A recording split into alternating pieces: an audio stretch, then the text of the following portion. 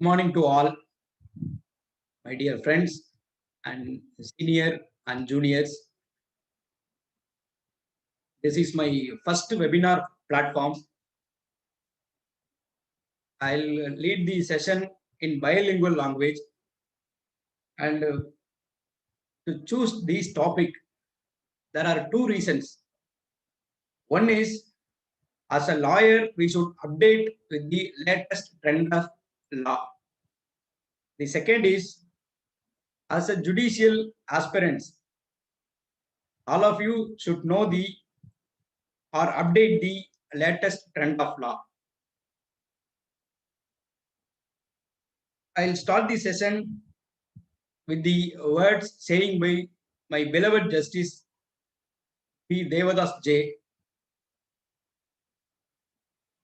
In a reported judgment 2017 1 MLJ criminal age number 50, where Justice P. Devadass very pertinently held that judges and lawyers should update themselves with the latest trend of law.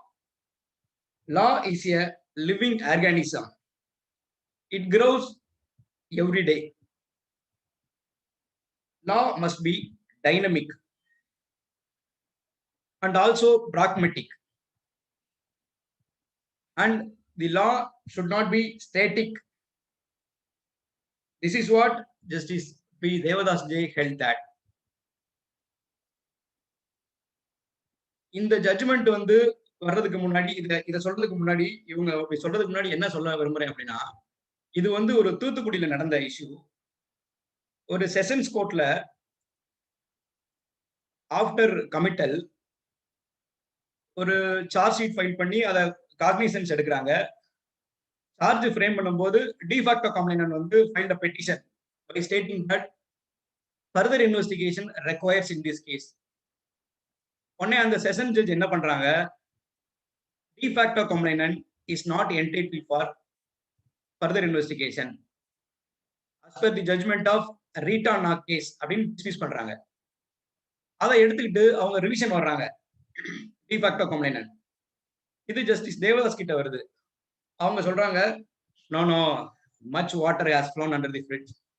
The latest trend of law is even a de facto complainant can file the petition for further investigation by virtue of the judgment Vinay Tyagi versus Israt Ali 2013 report on a judgment.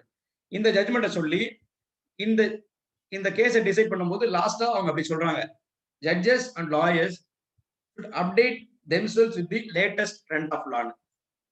இந்த ஜட்ஜ்மெண்ட்டை சொல்லி நான் start பண்றேன். Now let us go to this session.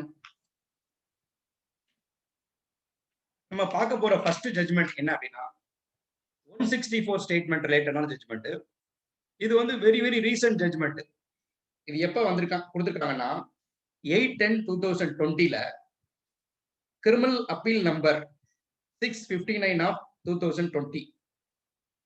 இந்த judgement பேர் என்ன அப்படின்னா miss A versus state of UP.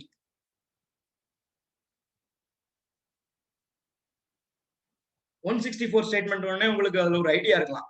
164 statement வந்து எப்பெல்லாம் accused is entitle for copies அப்படின்னா, இதுக்கு முன்னாடி என்ன செட்டில் லாவா இருந்துச்சுன்னா, நம்ம செல்வநாதன் அலைஸ் ராகவன் அப்படின்னு ஒரு ஜட்ஜ்மெண்ட்ல நம்ம ஹைகோர்ட்ல 3 judges பெஞ்ச்ல என்ன சொல்லியிருந்தாங்கன்னா, till the final report is filed the accused is not entitled for 164 statement copies அப்படின்னு சொல்லியிருந்தாங்க. இந்த ஜட்ஜ்மெண்ட்டை ஃபாலோ பண்ணி ஜஸ்டிஸ் பி.என். பிரகாஷும் ஜஸ்டிஸ் இந்திரா பானர்ஜி அவங்களும் சேர்ந்து ஒரு டிவிஷன் பெஞ்ச்ல முருகசாமின்னு ஒரு கேஸ், நீங்க அடிக்கடி இந்த கேஸை கேள்விப்பட்டிருக்கலாம். இந்த முருகசாமி கேஸ்ல பாத்தீங்கன்னா இதே அந்த செல்வநாதன் கேஸ்ல உள்ள ப்ரொபோசிஷனை ரீஇட்ரேட் பண்ணியிருந்தாங்க. Now the Supreme Court has gone one step further and held that the accused is entitled for the 164 statement copy only after taking cognizance of the case, and that too in a stage contemplated under section 207 CRPC. That is what now Supreme Court held. So இது ரொம்ப ரொம்ப இம்பார்ட்டன்டான judgement. இது settled பொசிஷன்ல இருந்து கொஞ்சம் deviate ஆயிருக்கு. So இதை எல்லாரும் கண்டிப்பா நீங்க நோட் பண்ணிக்கணும். 164 statement of the victim should be given to the accused only after taking cognizance of the case, and also the stage in which section 207 CRPC contemplates. This is the first judgment we are now. Then we can go to the second judgment.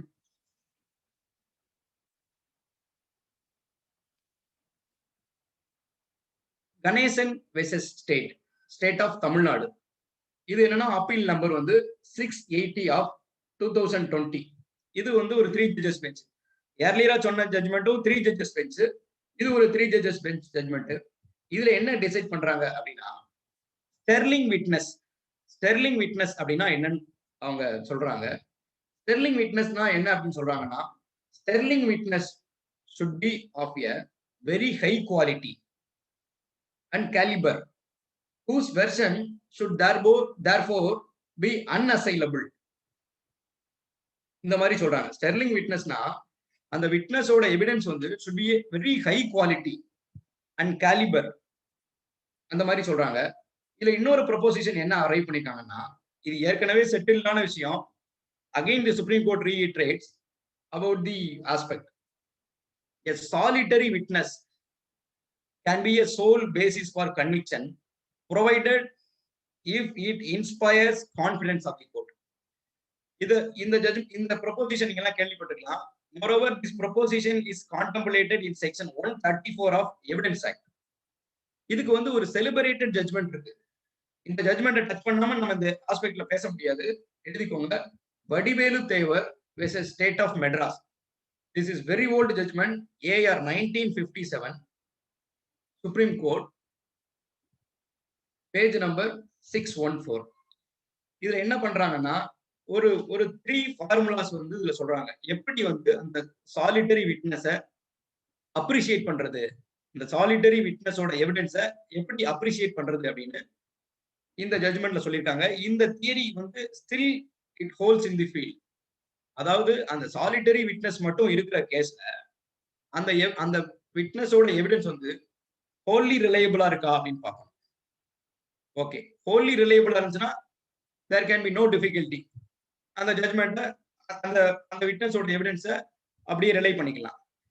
If the witness evidence wholly unreliable, here also there is no difficulty, we can simply discard.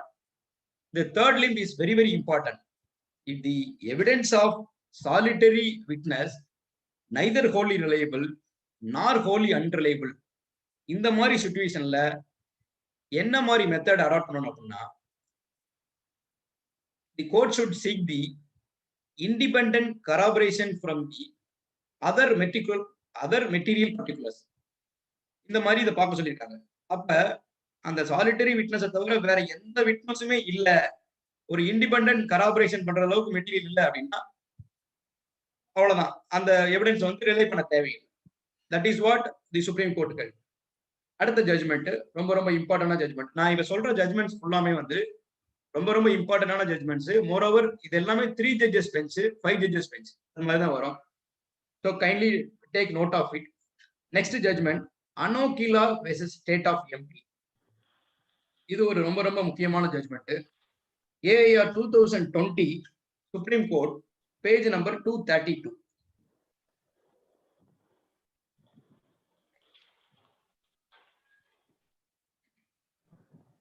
என்ன சொல்லிருக்காங்க அப்படின்னா, இப்ப நீங்க பாத்துக்கலாம் trial கோர்ட்ஸ்லயும் சரி high கோர்ட்ஸ்லயும் சரி legal eight council appoint பண்ணுவாங்க.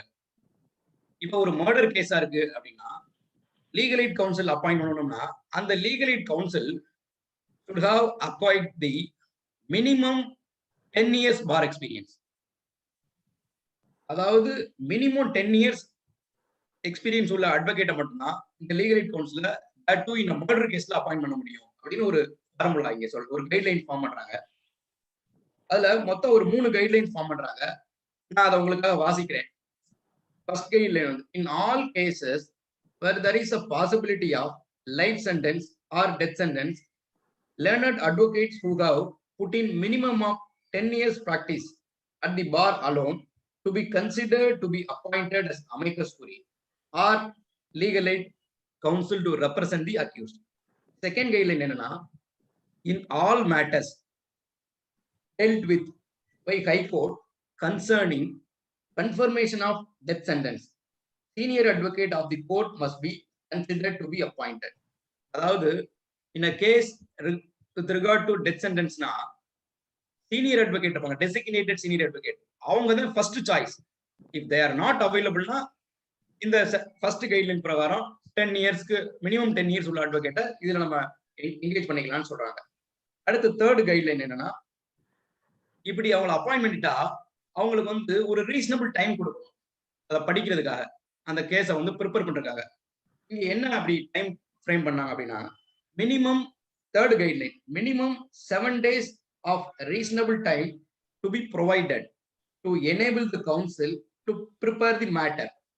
அடுத்து next fourth guideline that council should be granted permission to have meetings and discussions with the accused.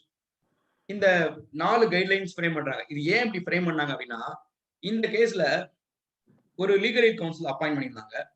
அவங்களுக்கு வந்து 10 இயர்ஸ்க்கு குறைவா எக்ஸ்பீரியன்ஸ் இருந்ததுனால அந்த கேஸை வந்து சரியா ஹேண்டில் பண்ணல. மோரோவர் இந்த கேஸ் வந்து மேக்சிமம் பனிஷ்மெண்ட், அதாவது லைஃப் டெத்து கொடுக்குற மாதிரி உள்ள அஃபென்ஸ்ல இவ்வளவு லெத்தார்ஜிக்கா ட்ரையல் கோர்ட்ஸ்ல இப்படி பண்ணிருக்காங்கன்றதுனால இந்த ஜட்மெண்ட் வந்து வந்திருக்கு. ஸோ இது ரொம்ப ரொம்ப முக்கியமான ஜட்மெண்ட். லீகல் எய்ட் கவுன்சில்ல ஒரு அட்வொகேட் அப்பாயின்ட் பண்ணோம்னா மினிமம் எவ்வளவு எக்ஸ்பீரியன்ஸ் இருக்குன்ற கிரைட்டீரியாவை இந்த கேஸ் மூலமா supreme court has frame now. அடுத்து நெக்ஸ்ட் ஒரு இம்பார்ட்டன்டான judgment, Saravanan versus state of Tamil Nadu. Criminal appeal number 681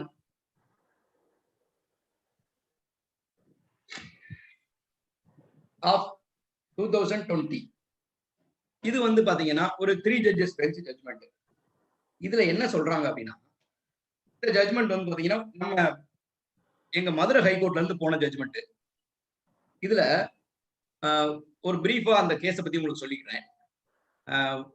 ஒரு 420 கேஸ், அதுல 15 lakhs வந்து சீட்டிங், அதுதான் allegation.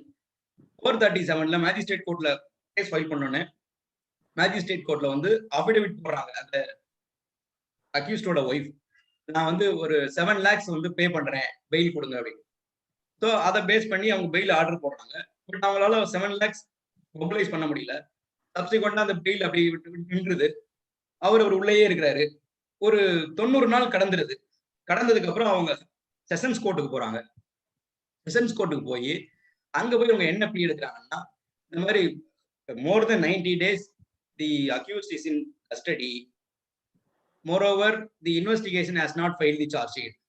So the accused is entitled for default bail அப்படின்னு சொல்றாங்க. உடனே நோ நீ ஏற்கனவே வந்து 7 lakhs வந்து பே பண்றேன்னு அபிடவிட் போட்டு ஒத்துருக்க, ஸோ அதனால உனக்கு கிடையாதுன்னு சொல்லிடுறாங்க. Subsequently matter came up to high court. ஹைகோர்ட்ல வந்து என்ன பண்றாங்கன்னா, இது மாதிரி அவங்க டிஃபால்ட் பெயில் வந்து கேட்கிறாங்க. டிஃபால்ட் பெயில் வந்து ஹைகோர்ட் என்ன சொல்றாங்க, டிஃபால்ட் பெயில கன்சிடர் பண்றேன், provided you should pay the admitted amount அப்படின்னு அந்த 7 lakhs வந்து கட்ட சொல்லி ஹைகோர்ட் ஆர்டர் போடுறாங்க. அந்த ஆர்டரை எடுத்துட்டு சுப்ரீம் கோர்ட் போறாங்க. இந்த மாதிரி டிஃபால்ட் பெயில் போடும்போது இந்த மணி டெபாசிட் பண்ண சொல்லி கண்டிஷன்ஸ் போட முடியுமா அப்படின்னு ஒரு கொஸ்டினை ஃப்ரேம் பண்ணி the supreme court very beautifully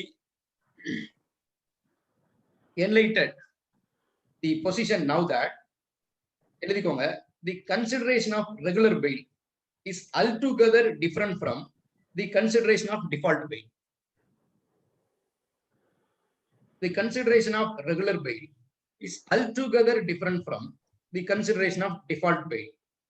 அப்புறம் அப்படி சொல்லிட்டு என்ன சொல்றாங்கன்னா, the condition to deposit of lump sum of money in default bail is unsustainable in law அப்படின்னு சொல்றாங்க. ஸோ டிஃபால்ட் பெயில வந்து கன்சிடர் பண்ணும்போது இந்த மாதிரி டெபாசிட் பண்ண சொல்றது, மணி இது பண்ண சொல்றது, இது வந்து அன்சஸ்டைனபிள் அப்படின்னு சொல்லிட்டு இது பண்றாங்க. So the supreme court very clearly held that while entertaining the bail applications relating to default bail, the court should not impose the onerous condition to the extent of directing the accused to deposit the money. Next judgment நம்ம பார்க்கலாம். இது ரொம்ப ரொம்ப இம்பார்ட்டன்டான judgment. Kaushik Chatterjee versus State of Haryana.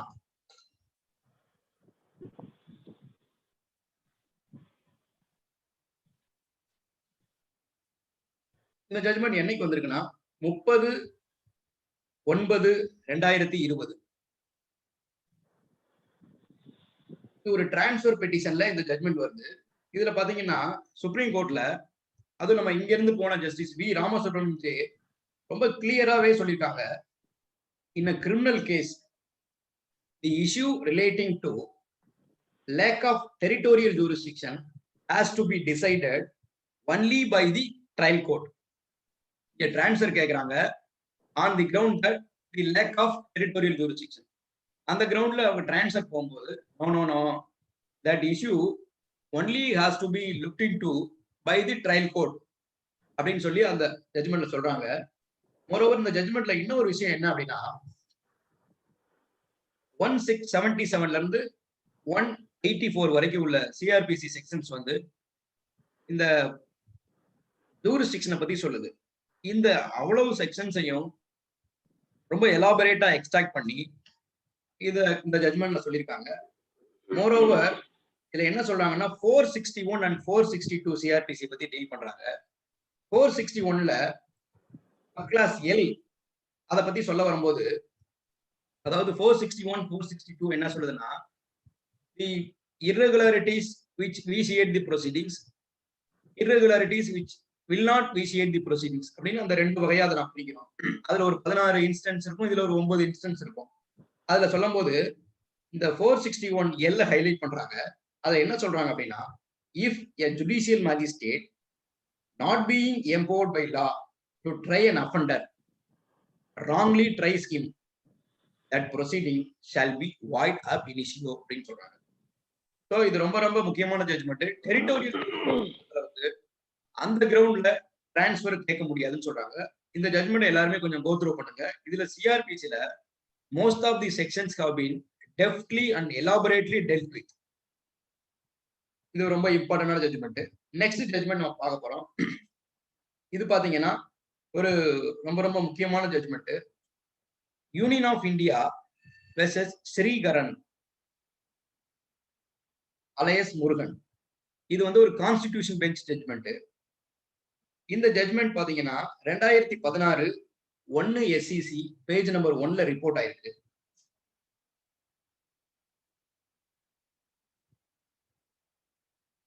இதுல வந்து relevant பேரா என்ன அப்படின்னு பாத்தீங்கன்னா பேராகிராஃப் 103 to 105.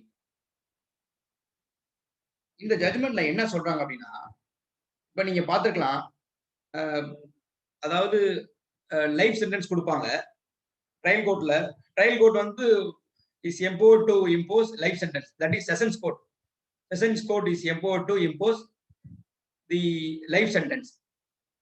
இப்ப லைஃப் சென்டென்ஸ் கொடுக்குறாங்க, கொடுத்துட்டு the accused is not entitle for any remission அப்படின்னு சொல்லி சொல்றதோ, லைஃப் சென்டென்ஸ் பதிலா 25 years அப்படின்னு சொல்லி சொல்றதோ, 30 years அந்த மாதிரி ஒரு மாடிஃபைடு பனிஷ்மெண்ட் கொடுக்கறதுக்கு யாருக்கு பவர் உண்டு? செஷன்ஸ் கோர்ட்டுக்கு பவர் இருக்கா அப்படின்னு சொல்றாங்க. ஒரு இந்த கேஸ பாத்தீங்கன்னா ரொம்ப தெளிவாவே சொல்லிடுறாங்க.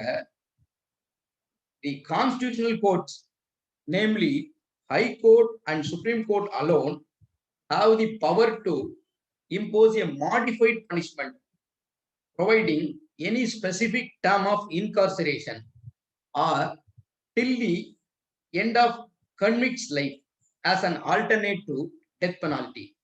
இதுல பாத்தீங்கன்னா நமக்கு ஒரு கேள்வி வரலாம். லைஃப் சென்டென்ஸ் கொடுக்குறாங்க, இப்ப டெத் சென்டென்ஸ் கொடுத்துருப்பாங்க. நிறைய கேஸ்ல நீங்க பாத்துருக்கலாம், கீழே டெத் சென்டென்ஸ் கொடுத்துருப்பாங்க. டெத் சென்டென்ஸ் வந்து ஹை கோர்ட் கன்ஃபார்ம் பண்ணிருக்கோம். அதுக்கு மேல போகும்போது சுப்ரீம் கோர்ட்ல வந்து அந்த டெத் சென்டென்ஸை இது டெத் சென்டென்ஸ் அளவுக்கு இதுல இது அந்த ரேரஸ்ட் அண்ட் ரேர் கேசஸ்ன்ற கேட்டகரியில இந்த கேஸ் வந்து ஃபிட்டின் ஆகல. ஸோ நாங்க we are directing the accused to undergo 25 years rigorous imprisonment without remission or commutation அப்படின்னு சொல்லுவாங்க. ஸோ இந்த மாதிரி டைரக்ட் பண்றதுக்கு ஹைகோர்ட்டுக்கும் சுப்ரீம் கோர்ட்டுக்கும் மட்டும்தான் பவர் இருக்குது. இதை வந்து ட்ரையல் கோர்ட்ஸ்னு சொல்லக்கூடிய செஷன்ஸ் கோர்ட் வந்து இப்படி இந்த மாடிஃபைட் சென்டென்ஸ் கொடுக்க முடியாதுன்றத இந்த கேஸ்ல சொல்லியிருக்காங்க. இந்த 25 years 35 years கொடுக்கலாமா அப்படின்னா இதுக்கு வந்து ஒரு செலிபிரேட்டட் ஜட்ஜ்மெண்ட்னா சுவாமி சரதானந்தா கேஸ். இது ஒரு 3 judges bench judgment. 2008 13 SCC page number 767ல இது ரிப்போர்ட் ஆயிருக்கு. இந்த கேஸ்ல தான் ஃபர்ஸ்ட் டைமா 25 years பனிஷ்மெண்ட் கொடுப்பாங்க. கீழே டெத் சென்டென்ஸ் கொடுத்துப்பாங்க. ஹைகோர்ட் வந்து கன்ஃபார்ம் பண்ணிப்பாங்க. சுப்ரீம் கோர்ட்ல 25 years அதை சென்டென்ஸா அதை மாடிஃபைட் பனிஷ்மெண்டா பண்ணுவாங்க. அதுக்கு வந்து கான்ஸ்டிடியூஷனல் கோர்ட்னு சொல்லக்கூடிய ஹைகோர்ட்டுக்கும் சுப்ரீம் கோர்ட்டுக்கும் பவர் இருக்கு அப்படின்னு சொல்றாங்க. இது ரொம்ப ரொம்ப முக்கியமான ஜட்ஜ்மெண்ட். இது வந்து மோரோவர் இது கான்ஸ்டிடியூஷன் பெஞ்ச் ஜட்ஜ்மெண்ட். இந்த ஸ்ரீகரன் கேஸ். நெக்ஸ்ட் ஜட்ஜ்மெண்ட் வந்து முத்துராமலிங்கம் வெர்சஸ் ஸ்டேட். இது பாத்தீங்கன்னா 2016 8 SCC பேஜ் நம்பர் 313.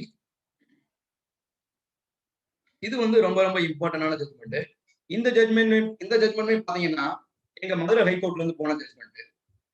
இதுல என்னன்னா ஒரு ஒரு ட்ரிபிள் மர்டர் கேஸ். இந்த ட்ரிபிள் மர்டர் கேஸ்ல ஒரு மர்டருக்கு ஒரு அதுக்கு மினிமம் மர்டர் ப்ரூவ்னா மினிமம் சென்டென்ஸ் வந்து லைஃப் கொடுக்கணும். இப்போ மர்டர் கேஸ்லயே 3 count triple murders 3 life sentences கொடுத்துருப்பாங்க. இது ராம்நாட்ல டைம் நடத்தின கேஸ். ராம்நாட்ல பாத்தீங்கன்னா அந்த செஷன்ஸ் கோர்ட் வந்து ட்ரிபிள் மர்டர் கொடுத்துருப்பாங்க. ட்ரிபிள் மர்டரையும் அந்த ட்ரிபிள் லைஃப் சென்டென்ஸ் கொடுத்துருப்பாங்க. Triple life sentences were order to run consecutively அந்த மாதிரின்னு சொல்லிப்பாங்க. இது அப்பீல் வருவாங்க ஹைகோர்ட்ல டிவிஷன் பெஞ்ச்ல. அவங்க அப்பீல் என்ன சொல்றாங்கன்னா இல்ல அப்பீல் வந்து டிஸ்மிஸ் பண்ணிட்டு இந்த ட்ரையல் கோர்ட்டோட வேர்டிக்ட் அப்படியே வந்து அவங்க அப்பீல் பண்ணுவாங்க. Even in respect of the sentence அந்த ட்ரிபிள் லைஃப் சென்டென்ஸை அங்க சொன்ன மாதிரியே கன்செக்யூட்டிவா போலாம் அப்படின்னு சொல்லிடுவாங்க. இதை சுப்ரீம் கோர்ட் பண்ணும்போது ஒரு 3 judges பெஞ்சில் போகும். அப்போ வந்து ஒரு ஜட்ஜ் வந்து ஒரு கொஸ்டின் ரைஸ் பண்ணுவாங்க. whether a life sentence, whether a multiple life sentences can be directed to run consecutively அப்படின்னு கேட்பாங்க.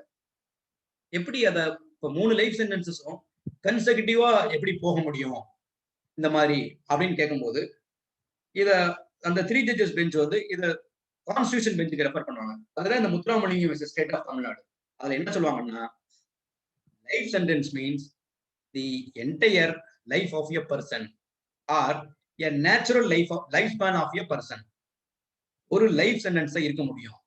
பட் ட்ரிபிள் மர்டர் கேஸ்ல 3 lives கொடுக்கலாம். Multiple life sentences can be awarded but it cannot be directed to run consecutively. அந்த மாதிரி பண்ண முடியாதுன்னு சொல்லுவாங்க. So இதுல என்ன ப்ரொபோசிஷன் ஆஃப் லா சொல்றாங்கன்னா இப்போ 5 மர்டர்னா 5 life sentences can be awarded but 5 life sentences cannot be ordered to run consecutively. இது உங்களுக்கு புரிஞ்சிருக்கும்னு நினைக்கிறேன். இது ரொம்ப ரொம்ப இம்பார்ட்டன்டான ஜட்ஜ்மெண்ட். அடுத்து நெக்ஸ்ட் ஒரு முக்கியமான ஜட்ஜ்மெண்ட் நான் பார்க்கலாம்.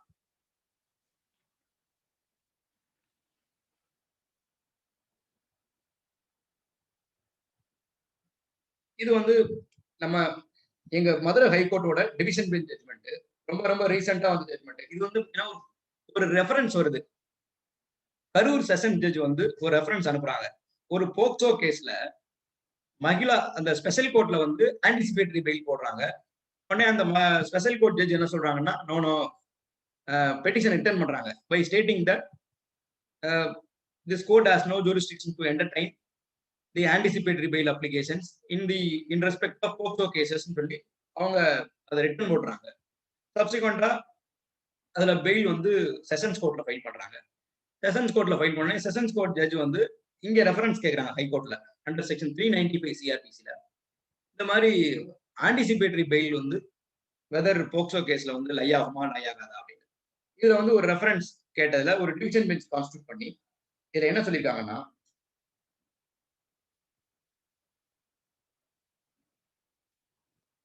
anticipatory bail is very much maintainable before the special court அப்படின்னு சொல்லி இந்த ஜட்மெண்ட்ல சொல்லியிருக்காங்க. இந்த ஜட்மெண்ட் பாத்தீங்கன்னா கிரிமினல் ரெஃபரன்ஸ் நம்பர் 2/2020.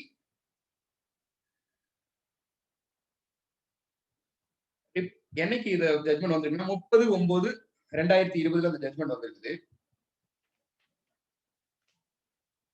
இது என்ன சொல்றாங்கன்னா, special court, the special court designated under section 28 of the POCSO Act alone is empowered to exercise the power under section 438 of CRPC ன்னு சொல்றாங்க.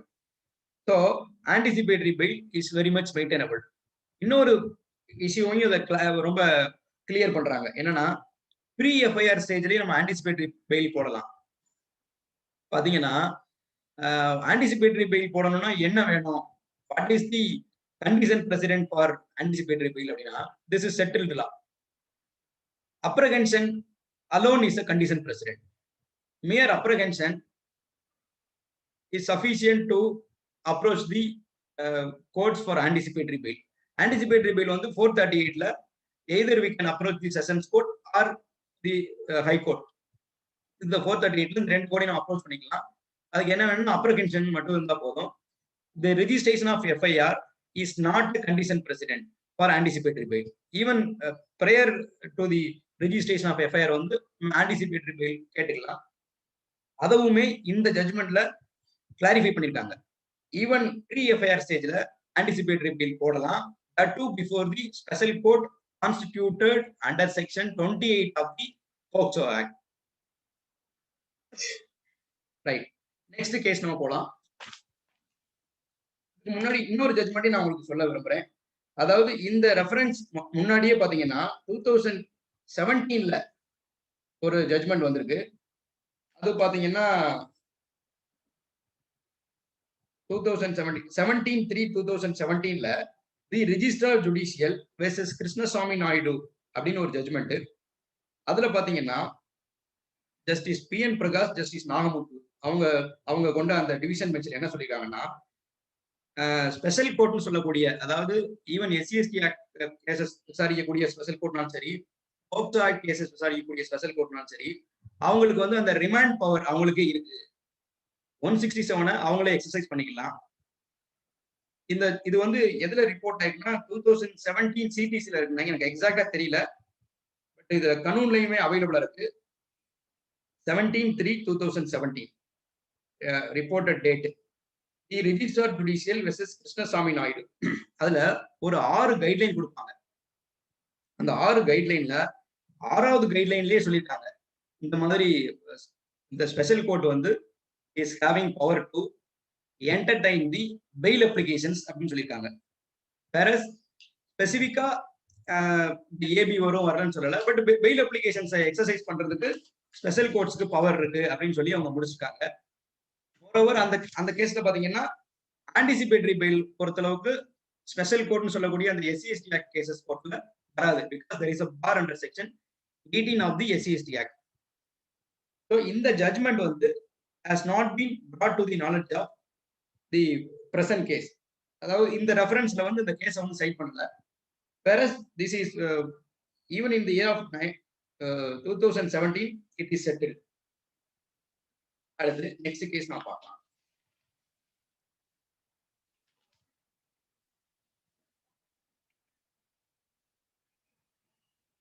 From 2018 to Law Weekly Criminal, page number 643. Raja versus State.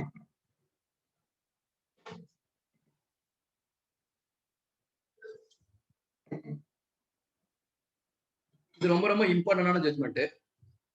ஏன் அப்படின்னா, ஒரு sessions கேஸ்ல ஒரு accuse வந்து pleat guilty பண்ணிட்டாரு அப்படின்றதுக்காக அவரை ட்ரையல் நடத்தாம அந்த ப்ளீட் கில்ட்டியை பேஸ் பண்ணி கன்விக்ட் பண்ண முடியுமா அப்படின்றதுதான் இதுல டிசைட் பண்ணப்பட்ட இஷ்யூ. பொதுவா பாத்தீங்கன்னா செக்ஷன் 229 CRPC படிச்சீங்கன்னா உங்களுக்கு தெரியும்.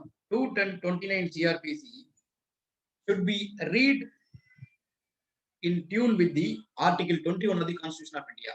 That is what in this judgment it is held. இதுல என்ன சொல்றாங்கன்னா, செஷன்ஸ் கேசஸ் பொறுத்தளவு 2018 2 law weekly criminal page number 643.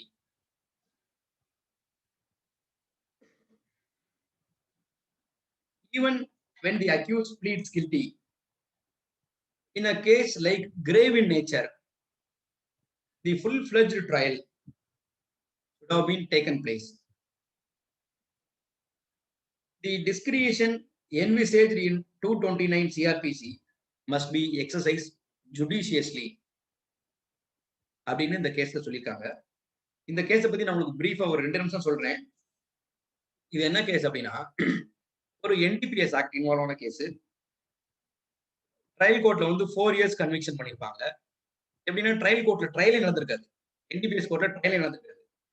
அவரை கூட்டிட்டு வருவாங்க, சார்ஜ் ஃப்ரேம் பண்ணும்போது இந்த மாதிரி உனக்கு எதிராக சார்ஜ் இருக்குன்னு சொல்றாங்க. சொன்ன உடனே வந்து அவரு நான் அதை ஒத்துக்கிறேன் அப்படின்னு அவரை அட்மிட் பண்ணிக்கிறாரு. He simply pleads guilty by way of filing admission petition.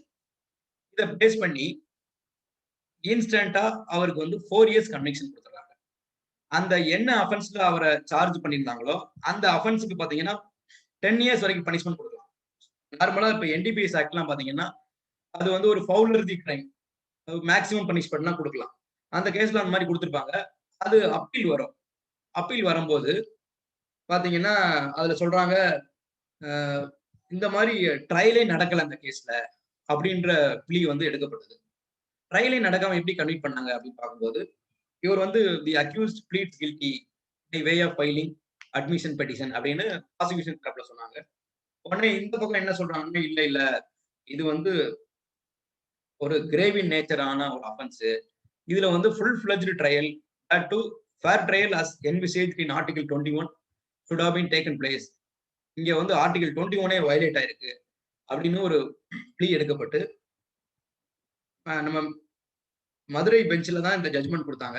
இந்த ஜட்மெண்ட்ல பாத்தீங்கன்னா அவருக்கு அந்த ப்ளீட்ஸ் கில்ட்டி பண்ணோடனே ஜட்மெண்ட் உடனே பனிஷ் பண்ணிடுறாங்க. Even without providing the opportunity regarding the quantum of sentence. அதாவது கொஸ்டின் ஆஃப் சென்டென்ஸ் பாத்தீங்கன்னா question of sentence which includes quantum of sentence also அப்படின்னு ஒரு ப்ரொபோசிஷனை இதுல லே டவுன் பண்ணிருக்காங்க. இந்த ஜட்மெண்ட் ரொம்ப ரொம்ப முக்கியமான ஜட்மெண்ட். பாத்தீங்கன்னா கிரிமினல் கேசஸ் பொறுத்தளவுக்கு இப்படி ஞாபகம், செஷன்ஸ் கேஸை பொறுத்தளவுக்கு without conducting a proper or fair trial no conviction shall be even. That is what this judgment held. அடுத்து ஒரு முக்கியமான judgment 2020 1 MLJ criminal page number 65. இந்த கேஸ் பேர் என்ன பேருன்னு பாத்தீங்கன்னா Rekha முரார்கா versus State of Bengal, West Bengal. 2020 1 MLJ criminal page number 65. இது ரொம்ப ரொம்ப இம்பார்ட்டன்டான ஜட்மெண்ட். இதுல என்ன சொல்றாங்கன்னா செக்ஷன் 302 CRPC பத்தி எலாபரேட்டா டீல் பண்ணிருக்காங்க. இதுல அதாவது விக்டிம்ஸ் கவுன்சில், அதாவது நம்ம கிரிமினல் கேஸ்ல பாத்தீங்கன்னா இப்போ ஒரு ட்ரெண்ட் ஆயிடுச்சு. ஆன்டிசிபேட்டரி பெயில் போட்டா உடனே இன்டர்வியூன் பண்றது, விக்டிம்ஸோட அந்த ரைட் வந்து இப்போ now it becomes so wider. So அவங்க வந்து ஒரு அட்வொகேட் என்கேஜ் பண்ணி அவங்க வந்து அதை இது பண்றாங்க, அந்த கேஸை வந்து கண்டெஸ்ட் பண்ணணும்னு நினைக்கிறாங்க. அந்த மாதிரி பண்ணும்போது அந்த விக்டிம்ஸ் கவுன்சிலோட ரோல் என்ன அப்படின்றத இப்ப ரீசெண்டா சுப்ரீம் கோர்ட்ல வந்து ரொம்ப கிளாரிட்டியா சொல்லியிருக்காங்க. 2020 1 MLJ criminal page number 65.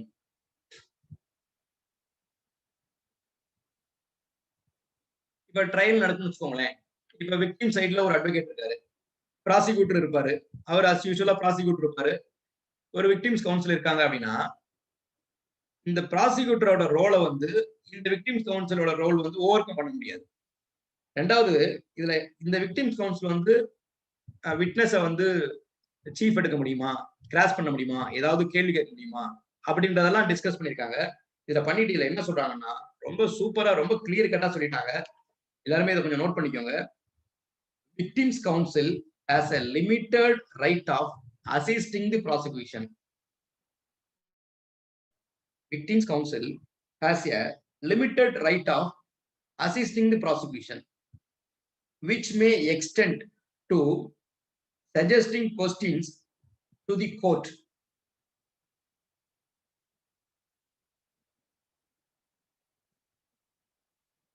or to the prosecutor,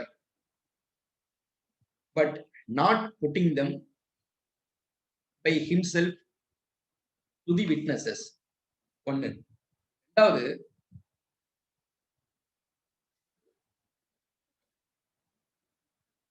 victim's counsel is not given the unbridled mantle of making oral arguments or examining the witnesses. இது ரெண்டாவது பாயிண்ட். மூணாவது என்ன பாயிண்ட் சொல்றாங்கன்னா, ஏன் இந்த மாதிரி விக்டிம்ஸ் கவுன்சிலுக்கு ரொம்ப ரொம்ப லிமிட்டட் ரோல் கொடுக்குறாங்க அப்படின்னு நீங்க கேட்கலாம். ஏன் இந்த மாதிரி இந்த ரோலை லிமிட் பண்றாங்கன்னா, only to avoid third criteria, only to avoid the inconsistency between the case advanced by the prosecution and the victims counsel.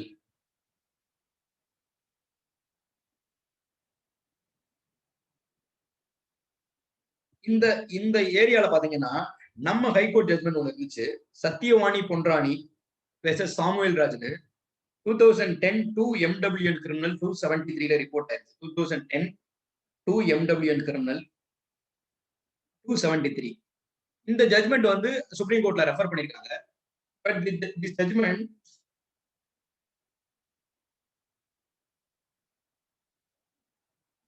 judgment has been referred to the judgment in Supreme Court. Whereas இந்த ஜட்மெண்ட்ல பாத்தீங்கன்னா, victims கவுன்சிலுக்கு வந்து ரொம்ப ஒரு wider scope கொடுத்திருப்பாங்க. But this judgment was overruled by virtue of the Rekha Murarka case. That is 2020 1 MLJ criminal page number 65. So இது ரொம்ப ரொம்ப important. Victims கவுன்சிலோட role ரொம்ப ரொம்ப மினிமம். அவங்களால they cannot make a oral submission. இந்த extend அவங்க போயிட்டாங்க. They can make a submission before the court or the prosecution. They cannot independently put any questions to the witnesses. That is what the reason Supreme Court held. Next judgment.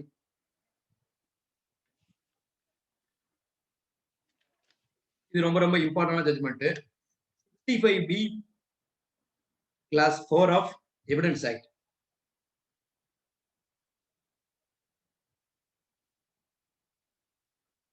இது ரொம்ப ரொம்ப முக்கியமான judgement. இப்ப ரீசெண்டா சொல்லிருக்காங்க 3 judges bench Arjun Pandit Rao Khotkar versus Kailash.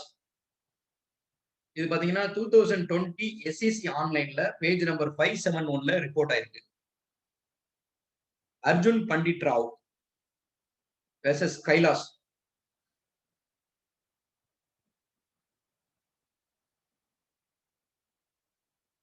இந்த judgment என்னைக்கு வந்துருச்சு அப்படின்னா 14/7/2020. இதுக்கு முன்னாடி பாத்தீங்கன்னா, இந்த 65B சர்டிபிகேட் வந்து மேண்டேட்டரி இல்லையான்னு நிறைய ஒரு ஒரு கேயாஸ்ட் மேனர் இருந்துச்சு. கான்ட்ராடிக்டரி ஜட்மெண்ட்ஸா இருந்துச்சு. சில ஹைகோர்ட் என்ன சொன்னாங்கன்னா 65B இஸ் மேண்டேட்டரினாங்க. சில ஹைகோர்ட்ஸ்ல 65B இஸ் நாட் ஆல்வேஸ் மேண்டேட்டரின்னு சொன்னாங்க. அதுக்கு என்ன சொன்னாங்கன்னா, கீழ்கோர்ட்ல வந்து ட்ரையல் நடத்தும் போது we should raise our objection சொல்லி சொல்லிருக்காங்க. இதை எல்லாத்தையும் நிறைய ஒரு மாதிரி cleavage of opinion by the different high courts இது வந்து செட்டரேட் பண்றாங்க.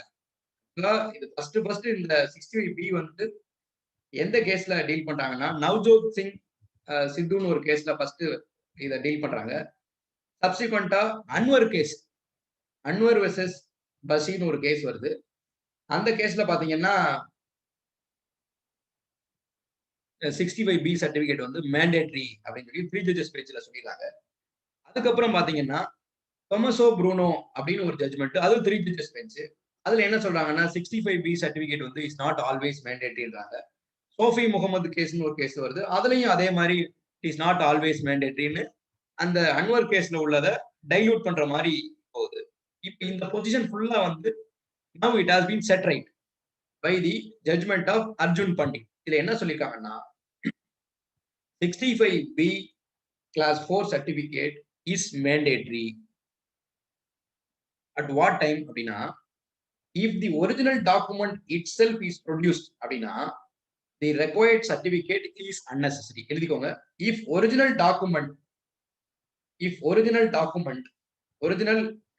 electronic document itself is produced,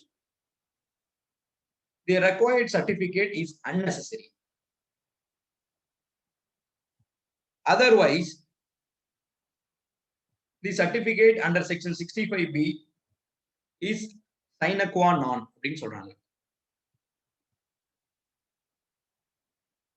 2020 SEC online page number 571.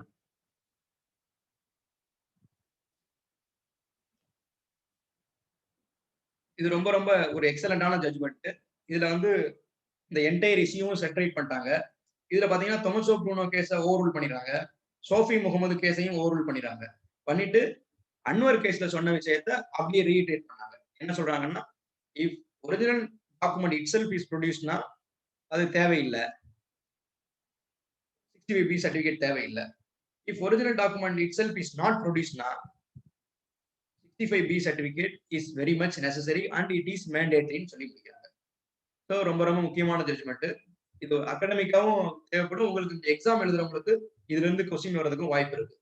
அடுத்து நெக்ஸ்ட் வந்து இது ரொம்ப ரொம்ப இம்பார்ட்டன்டான ஜட்ஜ்மெண்ட்.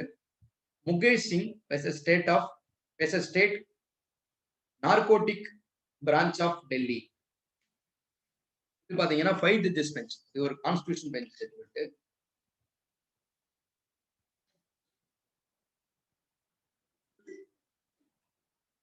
இந்த 2020 இந்த ஜட்ஜ்மெண்ட் வந்திருக்குது.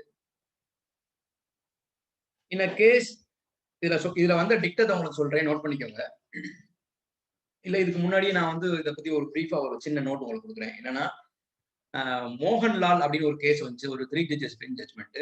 அதுல என்ன சொல்றாங்கன்னா, informant and the investigation officer cannot be the one and the same person, and if so the entire proceeding shall be vitiated அப்படின்னு சொல்லிடுறாங்க. ஒரு கிரிமினல் கேஸை பொறுத்தளவுக்கு இப்ப இந்த prevention of corruption act NDPS case எல்லாம் பாத்தீங்கன்னா இன்ஃபர்மெண்ட்டும் இன்வெஸ்டிகேஷன் ஆஃபீஸரும் ஒருத்தரே இருப்பாங்க. அவங்க தான் எஃப்ஐஆர் போட்டிருப்பாங்க, அவங்களே இன்வெஸ்டிகேட் பண்ணிருப்பாங்க. அந்த மாதிரி கேசஸ்ல பாத்தீங்கன்னா, அப்படி இன்ஃபர்மெண்ட்டும் இன்வெஸ்டிகேஷன் ஆஃபீஸரும் ஒரே ஆளா இருந்தாங்கன்னா அந்த சோல் கிரவுண்ட்லயே வந்து அந்த என்டையர் ப்ரொசீடிங்ஸ் வில் பி விசியேட்டட்னு சொல்லியிருந்தாங்க அந்த மோகன்லால் கேஸ்ல. அப்ப அதுதான் ஒரு ப்ரொபோசிஷனா இருந்துச்சு. சப்சிக்வெண்டா வீரேந்திர குமார் அப்படின்னு ஒரு கேஸ் வந்துச்சு, அதுவும் 3 ஜட்ஜஸ் பெஞ்ச். அதுல என்ன சொல்லிட்டாங்க அப்படின்னா, இல்ல இந்த informant and the investigation officer one and the same. இந்த ஒரு கிரவுண்ட் வந்து cannot be made as a springboard for acquittals in all criminal cases. So இந்த மோகன்லால் கேஸ் வந்து ப்ராஸ்பெக்டிவ் ஓவர்ரூலிங் உள்ளது. 16/8/2018 தான் அந்த ஜட்ஜ்மெண்ட் வந்திருக்கும் மோகன்லால் கேஸ். அன்னைக்கு மறுநாள்ல இருந்து இந்த மோகன்லால் கேஸ் வந்து will come in to effect அப்படின்னு இந்த வீரேந்திர குமார் கேஸ்ல சொல்லுவாங்க. ஸோ இந்த 2 ஜட்ஜ்மெண்ட்டும் கொஞ்சம் கான்ட்ரா வந்து சப்சிக்வெண்டா ஒரு ஜட்ஜ்மெண்ட்ல வந்து இந்த மோகன்லால் கேஸோட அந்த டிக்டத்தை கொஸ்டின் பண்ணாங்க.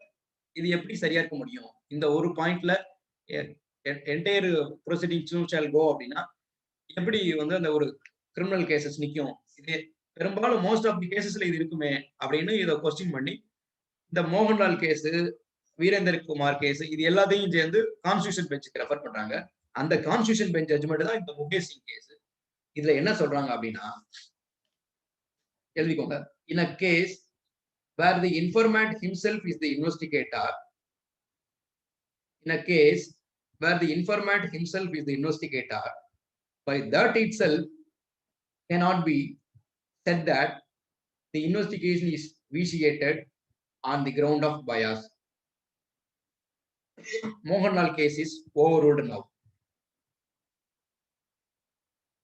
இதுல ரொம்ப தெளிவாவே சொல்லிட்டாங்க.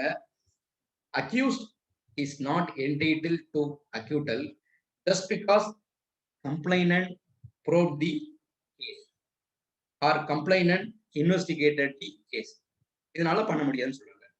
இது இப்போ ரொம்ப ரீசெண்டா வந்த ஜட்ஜ்மெண்ட். இதெல்லாம் இந்த recent march of law in criminal jurisprudence. So இது ரொம்ப ரொம்ப முக்கியம். இதை நோட் பண்ணி வச்சுக்கோங்க. Mukesh Singh versus state narcotic bureau of Delhi.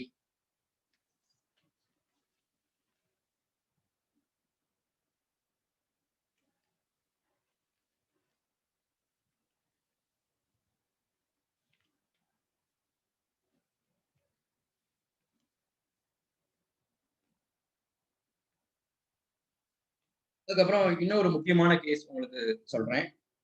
2020 4 CTC page number 587.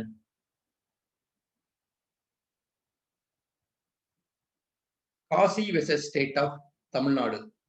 இது பாத்தீங்கன்னா ரொம்ப ரொம்ப இம்பார்ட்டன்டான ஜட்மெண்ட். இந்த ஜட்மெண்ட் பாத்தீங்கன்னா மதுரை ஹைகோர்ட்ல இருந்து வந்த ஜட்மெண்ட். மதுரை ஹைகோர்ட்ல இருந்து போன ஜட்மெண்ட் சுப்ரீம் கோர்ட்டுக்கு. இதுல வந்து ஒரு 2 different judgment arose in respect of default bail. இப்ப பாத்தீங்கன்னா நம்ம லாக்டவுன் பீரியட்ல இருக்கோம். இந்த லாக்டவுன் பீரியட்ல ஒட்டி சுப்ரீம் கோர்ட்ல ஒரு ஆர்டர் பாஸ் பண்றாங்க. டீடைலா பாஸ் பண்ணி என்ன சொல்றாங்கன்னா, இந்த லிமிடேஷன் எல்லாம் எக்ஸ்டெண்ட் பண்றாங்க. இந்த லாக்டவுன் பீரியட்ல வந்து சில பர்டிகுலர் ஸ்பெஷல் லாஸ், அப்புறம் இந்த ஃபைலிங், இந்த லிட்டிகன்ஸோட டிஃபிகல்ட்டியை ஈஸி பண்றதுக்காக limitations have been periodically extended by the Supreme Court. இப்ப இந்த மாதிரி பண்ணிருக்கும் போது இந்த ஆஸ்பெக்ட்ல ஒரு பெயில் ஒண்ணு ஃபைல் ஆகுது. ஃபைல் ஆகணும்னே ஒரு டிஃபால்ட் பெயில் கேட்கறாங்க அந்த கேஸ்ல. அதுல என்ன சொல்லிடுறாங்கன்னா, இந்த சுப்ரீம் கோர்ட் லிமிடேஷன் ஜட்மெண்ட் பிரகாரம், லிமிடேஷன் எக்ஸ்டென்ஷன் ஜட்மெண்ட் பிரகாரம் 2024 CTC 587 அந்த extension of limitation during lockdown period not applicable to filing of charge sheet அப்படின்னு சொல்லி முடிவு பண்ணிடுறாங்க. போலீஸ் வந்து இந்த அந்த சுப்ரீம் கோர்ட்டோட ஜட்மெண்ட்டை பேஸ் பண்ணி அவங்க வந்து நாங்க இன்வெஸ்டிகேட் பண்றதுக்கு எங்களுக்கு அந்த லிமிடேஷன் அப்ளை ஆகும். ஸோ நாங்க வந்து அதை இன்வெஸ்டிகேட் பண்றதுல இருந்து அந்த எங்களோட பீரியட் எக்ஸ்டெண்ட் பண்ணிக்கலாம்னு சொல்லிட்டு ப்ளீ எடுப்பாங்க. அந்த plea was scuttled by the high court in a single judge bench. அங்க பண்ண உடனே அந்த லிமிடேஷன் ஆக்ட் அப்ளை ஆகாது, லிமிடேஷன் ஜட்மெண்ட் அப்ளை ஆகாது சொல்லிடுவாங்க. சப்சிக்வெண்டா இன்னொரு ஜட்ஜ் என்ன செய்வாங்கன்னா, இல்ல லிமிடேஷன் சுப்ரீம் கோர்ட்ல சொன்ன அந்த லிமிடேஷன் ஆர்டர் வந்து will applicable to the policies to file the charge sheet. அதனால டிஃபால்ட் பெயில் வந்து கேட்க முடியாது, 90 நாள் முடிஞ்சா கூட அவங்க வெயிட் பண்ணணும் அப்படின்னு சொல்லி ஒரு ஜட்மெண்ட் வரும். அப்ப இங்க ஒரு டிசென்ட் அரோஸ் ஆயிடுச்சு. இந்த பக்கம் சிங்கிள் ஜட்ஜ் வந்து ஒன்னு அப்ளை ஆகும்னு சொன்னாங்க, இன்னொருத்தவங்க apply ஆகன்றாங்க. So matter was taken up to Supreme Court in a Kasi judgment. The Supreme Court very clearly held that இத சொல்ற ப்ரொபோசிஷன்லாம் பாத்தீங்கன்னா ரொம்ப ரொம்ப முக்கியமா சொல்லிருப்பாங்க. இதை நோட் பண்ணிக்கோங்க. ஒன்னு, extension of limitation. Extension of limitation during lockdown period not applicable to filing of charge sheet அப்படின்னு சொல்லிட்டு நெக்ஸ்ட் சொல்றாங்க, right of default bail. Right of default bail cannot be allowed to be frustrated.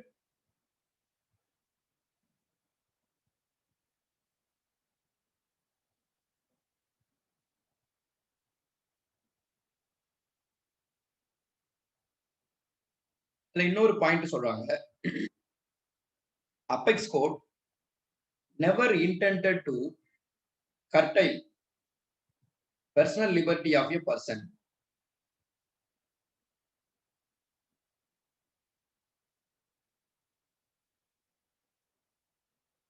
And Supreme Court not intended to extend the period of limitation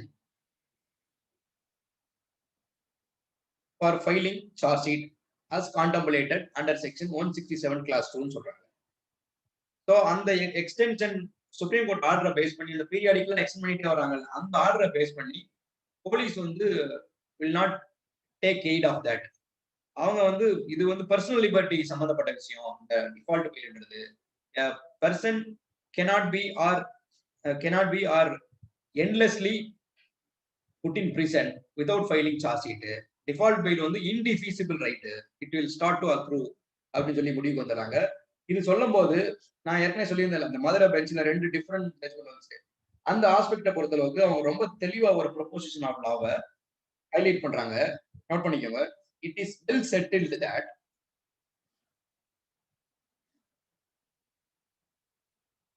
a coordinate bench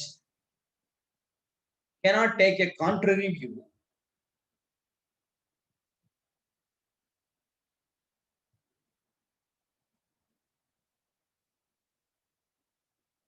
and in event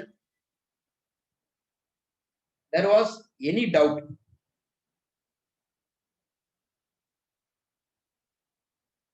a coordinate bench can only refer the matter for consideration by the larger bench அப்படின்னு சொல்லிட்டு,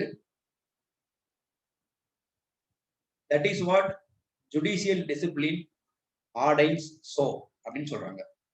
even ஒரு single judge bench வந்து இன்னொரு single judge பெஞ்சை வந்து கட்டுப்படுத்தும். Suppose அவங்க அந்த single judge வந்து அந்த இன்னொரு சிங்கிள் ஜட்ஜோட வியூல வந்து அவங்க கன்கர் ஆகல அப்படின்னா, the only remedy open to him is to refer the matter to larger bench to get the authoritative pronouncement of law. ஆனா அவங்க சிம்பிளா கோஆர்டினேட் பெஞ்ச் வந்து cannot overrule or overcome the other coordinate bench. That is what Supreme Court in a Kasi case held.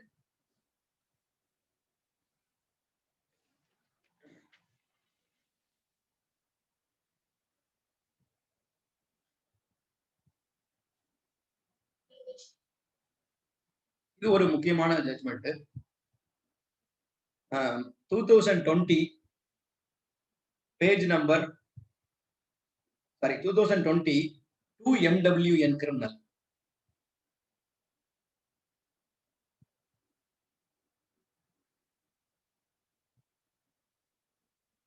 DCC, dishonor of check cases, page number 123.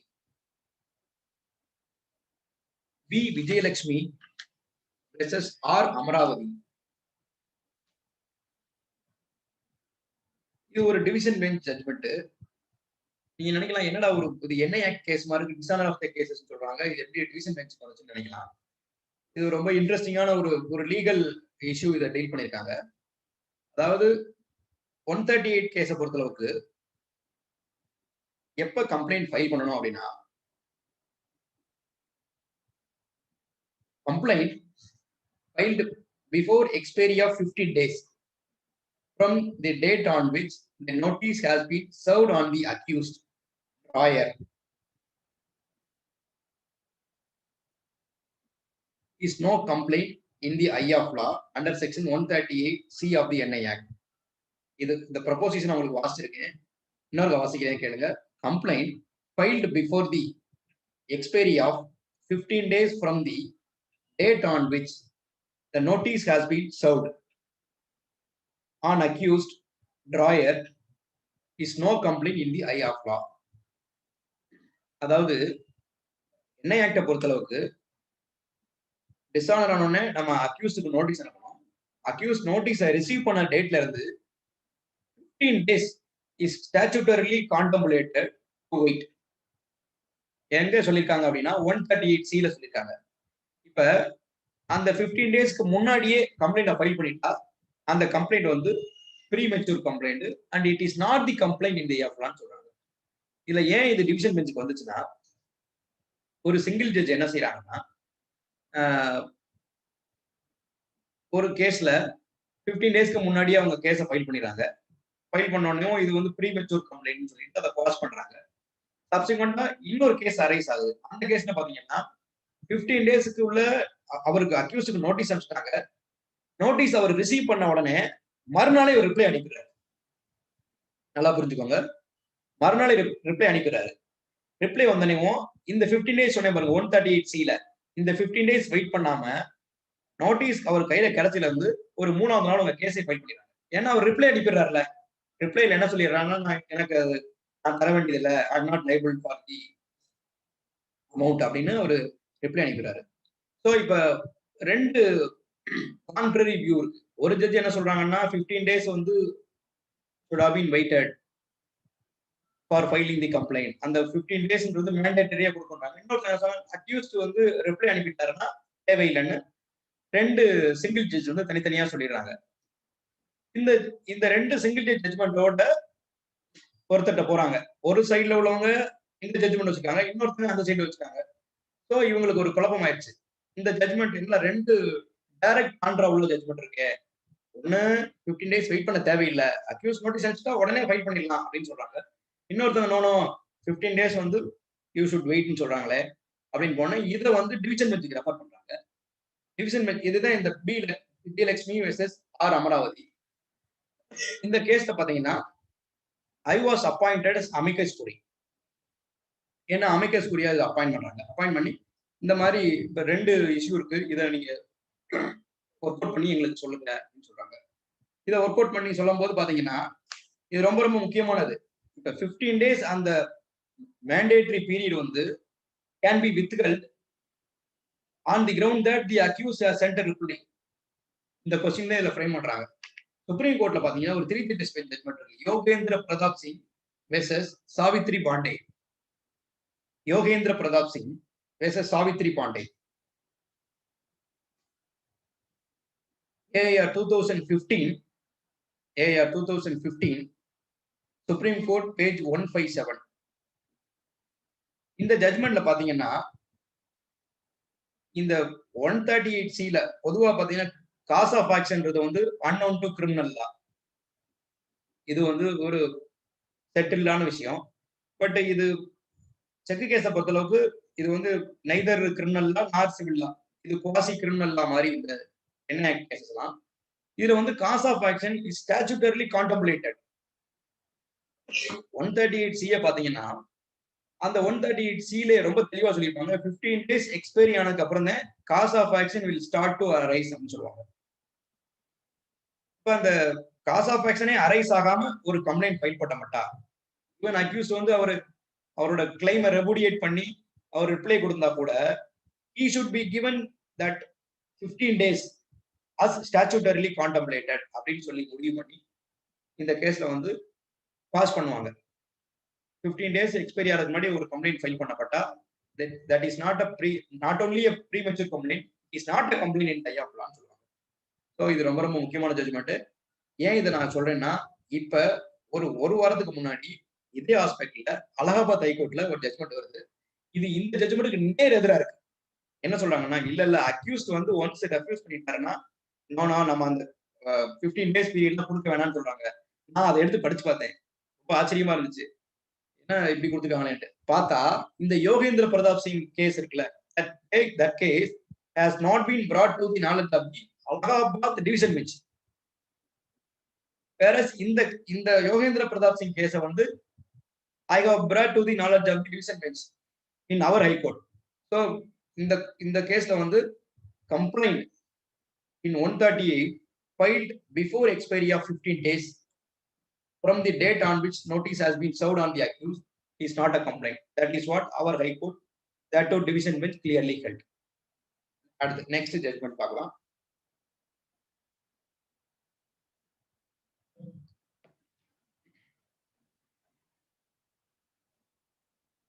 அடுத்த judgment பாத்தீங்கன்னா M Subramaniam versus S Janaki.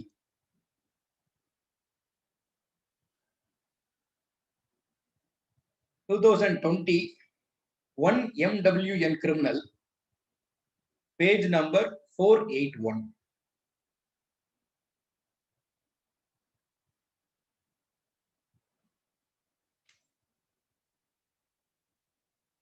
இது என்ன, இது ரொம்ப ரொம்ப ரொம்ப ரொம்ப எல்லாருக்கும் தெரிஞ்ச இஷ்யூ, ரொம்ப இன்ட்ரெஸ்டிங்கான இஷ்யூ.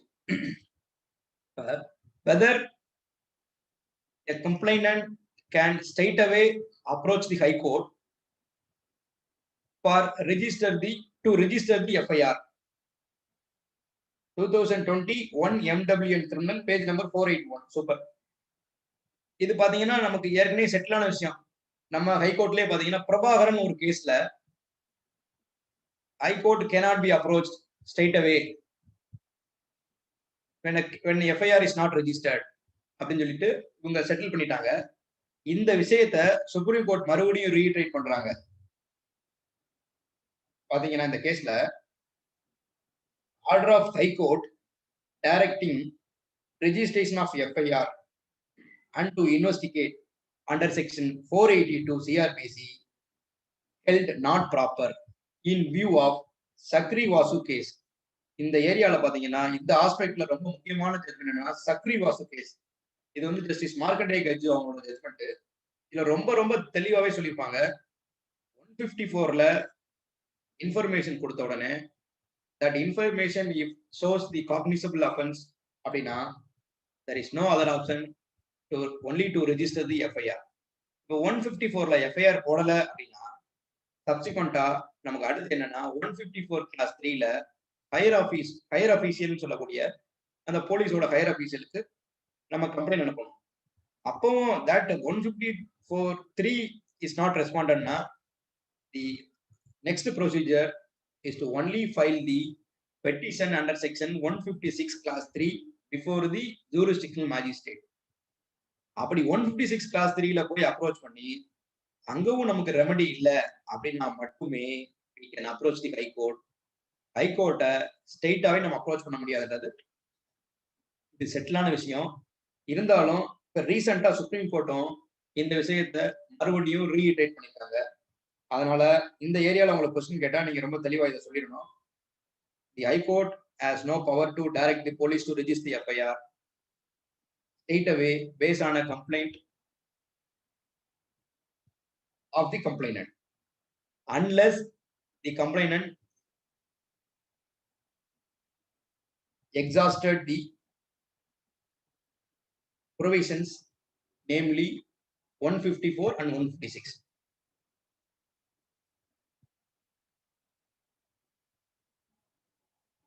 ரைட். அடுத்து நெக்ஸ்ட் கேஸ்ல பாத்தீங்கன்னா M Subramaniam versus S Janaki.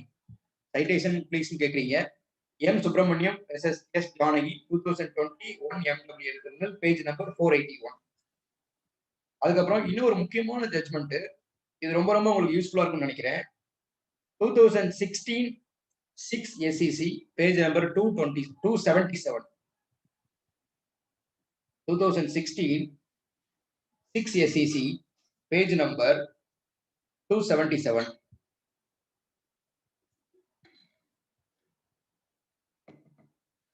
நம்ம 156ல பாத்தீங்கன்னா நம்ம கம்ப்ளைண்ட் எஃப்ஐஆர் போட சொல்லி கேஸ் ரெஜிஸ்டர் பண்ண சொல்லி ஃபைல் பண்ணோம்னா அதை பாத்தீங்கன்னா அவங்க இப்ப நார்மலா என்ன டெண்டன்சி இருக்குன்னா எடுத்தோன்னே investigate the case and file report சொல்லுவாங்க.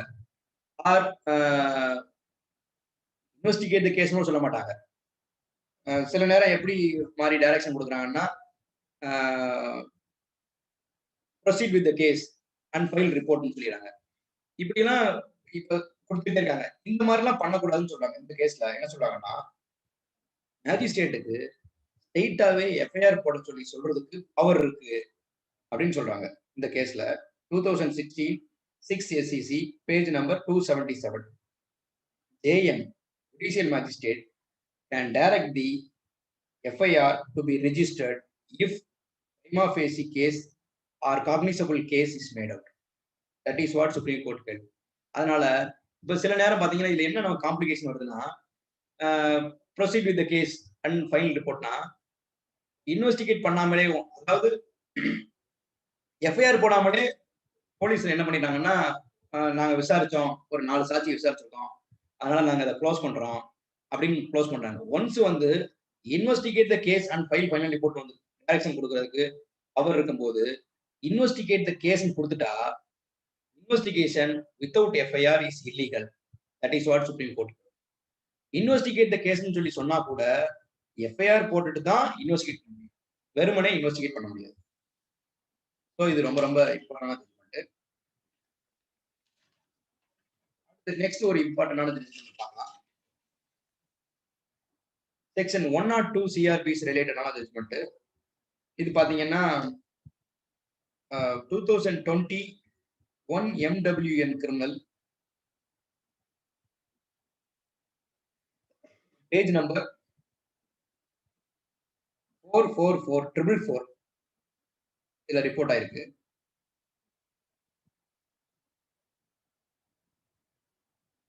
Downtown Temptations versus State of West Bengal.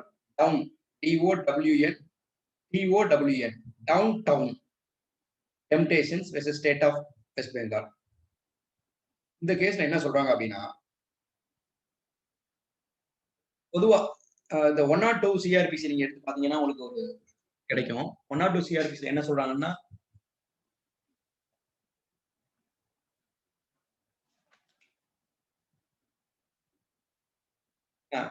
power of police officer to seize certain property அப்படின்னு சொல்றாங்க. power of police officer to seize certain propertyன்றாங்க. இப்போ என்ன நமக்கு கேள்வி அப்படின்னா, whether the certain property which includes immovable property அப்படின்னு ஒரு கேள்வி வரும். immovable ப்ராப்பர்ட்டியை போலீஸ் வந்து சீஸ் பண்ண முடியுமா அப்படின்னா, supreme court recently held no, immovable property cannot be seized under section 102 of CRPC by the police சொல்லி சொல்லியிருக்காங்க. இந்த certain property which do not include the immovable property அப்படின்னு இன்டர்பிரட் பண்ணிருக்காங்க. இதுதான் இந்த கேஸ். இதுல இன்னொரு கேஸ் இருக்கு, அதை நோட் பண்ணிக்கோங்க. Nevada properties versus state of Maharashtra 3 judges bench judgment இது. இதுல என்ன சொல்றாங்கன்னா, police officer is an investigator not an adjudicator சொல்றாங்க. இப்ப போலீஸ் கேன் சீஸ் certain ப்ராப்பர்ட்டிஸ்ன்றாங்க. அதுல சுப்ரீம் கோர்ட் என்ன சொல்லிட்டாங்கன்னா, no police cannot seize the immovable propertyன்றாங்க. இப்ப நமக்கு இன்னொரு கேள்வி வரும், whether police is entitled to seize the documents relating to immovable property na, yes they can seize. Documents relating to immovable property can be seized, whereas the immovable property cannot be seized. The Niveda properties எதுல report ஆயிருக்கு பாத்தீங்கன்னா, அது ஒரு report judgment 2019 3 MWN criminal page number 161.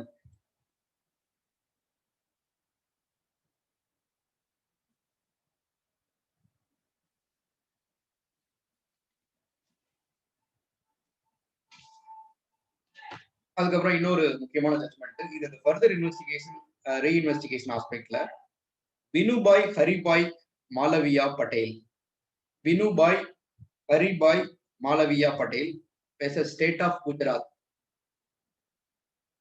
2019 3 MWN criminal page 349.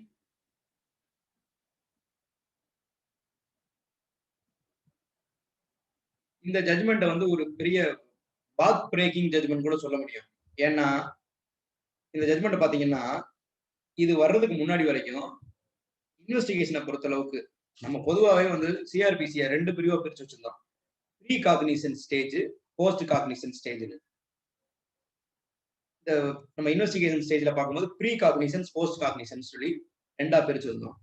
Moreover என்னன்னா, இந்த judgement வர்றதுக்கு முன்னாடி வரைக்கும் என்ன செட்டில்டு லானா, power of police can seek the further investigation as and when the final report is filed. அதுக்கப்புறம் அவங்க கேட்க முடியாது அப்படின்றத அதுல வந்து செட்டில்டு லாவா இருந்துச்சு.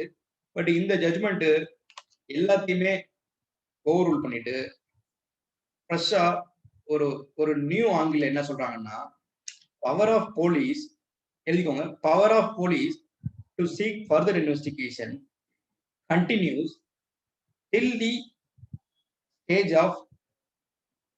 till the stage when the actual trial commences. இப்ப உங்களுக்கு ஒரு கேள்வி வரலாம், என்னடா அது ஆக்சுவல் ட்ரையல் கமென்சஸ் சொல்றாங்களே, அப்ப ட்ரையல் வந்து எப்ப கமென்ஸ் ஆகும் அப்படின்னு உங்களுக்கு ஒரு டவுட் வரலாம். இது பாத்தீங்கன்னா, ஹர்தீப் சிங் கேஸ்னு ஒரு கேஸ் இருக்கு, ஒரு constitution bench judgment. Hardeep Singh 2014 SEC page number 92. நான் அதை பின்னாடி சொல்றேன் அதை டீடைலா. அதுல என்ன சொல்லிட்டாங்கன்னா, a criminal trial begins with the framing of charge and ends with the pronouncement of judgment. அதனால எப்ப வரைக்கும் இந்த இன்வெஸ்டிகேஷன் பவர், அவங்களுக்கு power of further investigation continue ஆகுதுன்னா, till the stage when the actual trial commences. So framing of after taking cognizance கூட the police is entitled to seek further investigation சொல்றாங்க. அது போக de facto complainant is also a better person to seek further investigation proposition reiterate பண்ணிருக்காங்க. நான் ஸ்டார்டிங்ல சொன்னேன், அந்த ஜபகனி கேஸ்ல ஜஸ்டிஸ் தேவதாஸ் சொல்லியிருந்தாங்க, சொல்லிட்டு வினய் தியாகி கேஸ சொல்லி, அது பிரகாரம் even de facto complainant is entitled to seek further investigation. வேற போலீஸ்க்கு மட்டும் என்ன ஸ்டேஜ் ஃபிக்ஸ் பண்றாங்க, முன்னாடி என்னன்னா ஒன்ஸ் வந்து காக்னிசன்ஸ் எடுத்தாச்சுன்னா போலீஸ் இஸ் நாட் என்டைட்டில்ட். இப்ப அதை தாண்டி இன்னொரு ஸ்டேஜ் போய் till the actual trial commences the police is entitled to seek further investigation இருக்காங்க. இது ரொம்ப ரொம்ப இம்பார்ட்டன்டான ஜட்ஜ்மெண்ட். இந்த ஜட்ஜ்மெண்ட் நிறைய ஜட்ஜ்மெண்ட்ஸை ரெஃபர் பண்ணி சொல்லியிருக்காங்க. இது 3 judges bench ஜட்ஜ்மெண்ட். ஸோ இது நீங்க குறிச்சு வச்சுக்கோங்க, ரொம்ப முக்கியமான ஜட்ஜ்மெண்ட். இது ரிலேட்டடா இன்னொரு கேஸ் தான் உங்களுக்கு சொல்லிடுறேன். Romila Thapar versus union of India. Romila Thapar versus union of India 2018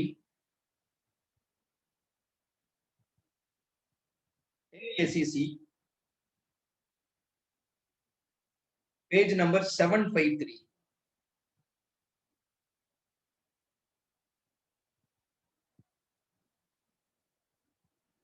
என்ன சொல்றாங்கன்னா, இந்த கேஸ்ல the accused cannot ask change an investigation agency or to require that the investigation to be in a particular manner. அதாவது வால்யூம் வந்து 10 SEC 2018 10 SEC பேஜ் நம்பர் 753. என்னன்னா, accused வந்து cannot ask for the change of investigation by stating that the investigation agency should do the investigation in a particular manner. இந்த மாதிரி எல்லாம் அவங்க accused வந்து கேட்க முடியாதுன்னு சொல்றாங்க. அது போக அக்யூஸ்ட் வந்து moreover he is not entitled to ask for the court monitored investigation. அதுக்கு கூட அவருக்கு பவர் இல்லைன்னு சொல்றாங்க. அவர் கேட்க முடியாது accused. Change of investigation, accused can ask for change of investigation, but he cannot ask for change of investigation to require that the investigation to be done in a particular manner. அது மாதிரி பண்ண முடியாது. இந்த Romila Thapar case சொல்றாங்க. Next வந்து நம்ம ஒரு இம்பார்ட்டன்டான ஜட்ஜ்மெண்ட் பார்க்க போறோம். Voice sample test. Voice sample டெஸ்ட்டை பொறுத்தளவுக்கு இது பாத்தீங்கன்னா Ritesh Sinha versus state of UP.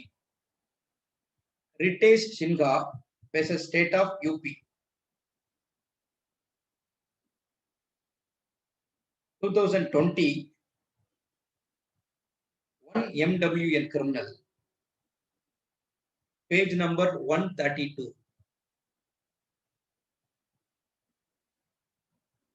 இந்த வாய்ஸ் சாம்பிள் டெஸ்ட் நம்ம இதை பத்தி கொஞ்சம் பிரீஃபா நான் உங்களுக்கு சிம்பிளா சொல்றேன். என்னன்னா, whether the magistrate is empowered to order for voice sample test அப்படின்னா, இதுக்கு நிறைய பாத்தீங்கன்னா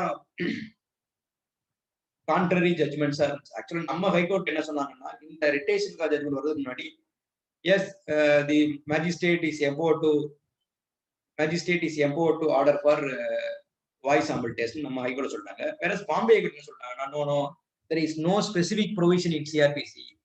When there is no specific provision in CRPC, the magistrate cannot simply order for voice sample test அப்படின்னு சொல்லி பாம்பே ஹைகோர்ட் சொன்னாங்க. வேற ஸ்டேட் ஹைகோர்ட்லயும் இந்த மாதிரி மாறி சொல்லிட்டாங்க. Cleavage of opinion are judgments by the different high courts. இதெல்லாம் செட்டில் பண்றதுக்காக இந்த ஆஸ்பெக்ட்ல வாய்ஸ் சாம்பிள் டெஸ்ட் வந்து சொல்றாங்க எடுக்கலாம் அப்படின்னு சொல்லிட்டு இந்த ரிட்டேஷ் சின்ஹா கேஸ்ல சொல்றாங்க 2021 MWN கிரிமினல் பேஜ் நம்பர் 132. இதுல என்ன சொல்றாங்க அப்படின்னா, இப்ப நீங்க பாத்தீங்கன்னா உங்களுக்கு தெரியும் செக்ஷன் 53A 53ல ஸ்மால் ஏ இருக்கும் சிஆர்பிசில. அதுல பாத்தீங்கன்னா எனி அதர் டெஸ்ட் அப்படின்னு ஒரு வார்த்தை இருக்கும். அந்த any other test which includes the voice sample test ன்னு சொல்லிட்டு சுப்ரீம் கோர்ட்ல இன்டர்பிரட் பண்ணிருப்பாங்க. இந்த மிஸ் ஏ கேஸவே நீங்க ஷேர் பண்ணிட்டே இருக்கீங்க மேடம். இது சொல்லல, நான் ரிட்டேஷ் சின்ஹா அப்படின்னு ஒரு கேஸ் சொல்றேன். Ritesh Sinha versus state of UP. So இந்த கேஸ்ல பாத்தீங்கன்னா 3 ஜட்ஜஸ் வச்சு ப்ரொவிஷனே இல்ல. ஆனா இந்த செக்ஷன் 53A இருந்து they are taking inspiration. 53A any other டெஸ்ட்ன்ற வார்த்தை இருக்கு.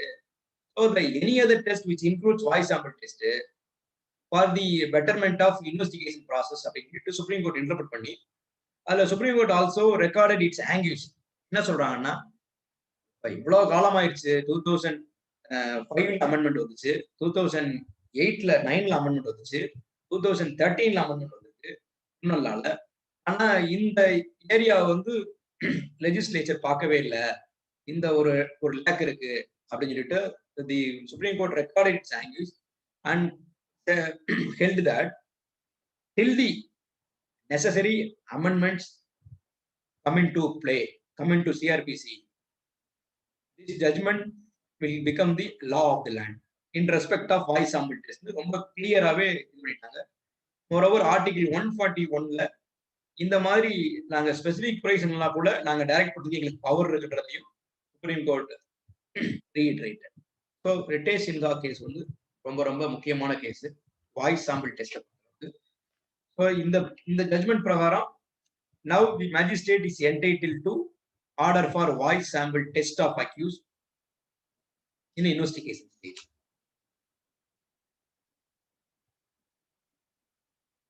நம்ம ஒரு 10 minutes ஒரு 5 minutes பிரேக் எடுத்துக்கலாம்னு நினைக்கிறோம்.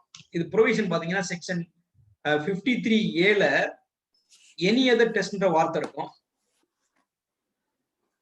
அந்த எனி அதர் டெஸ்ட்ன்ற வார்த்தையில இருந்து இன்ஸ்பிரேஷன் எடுத்து any other test which includes voice sample test.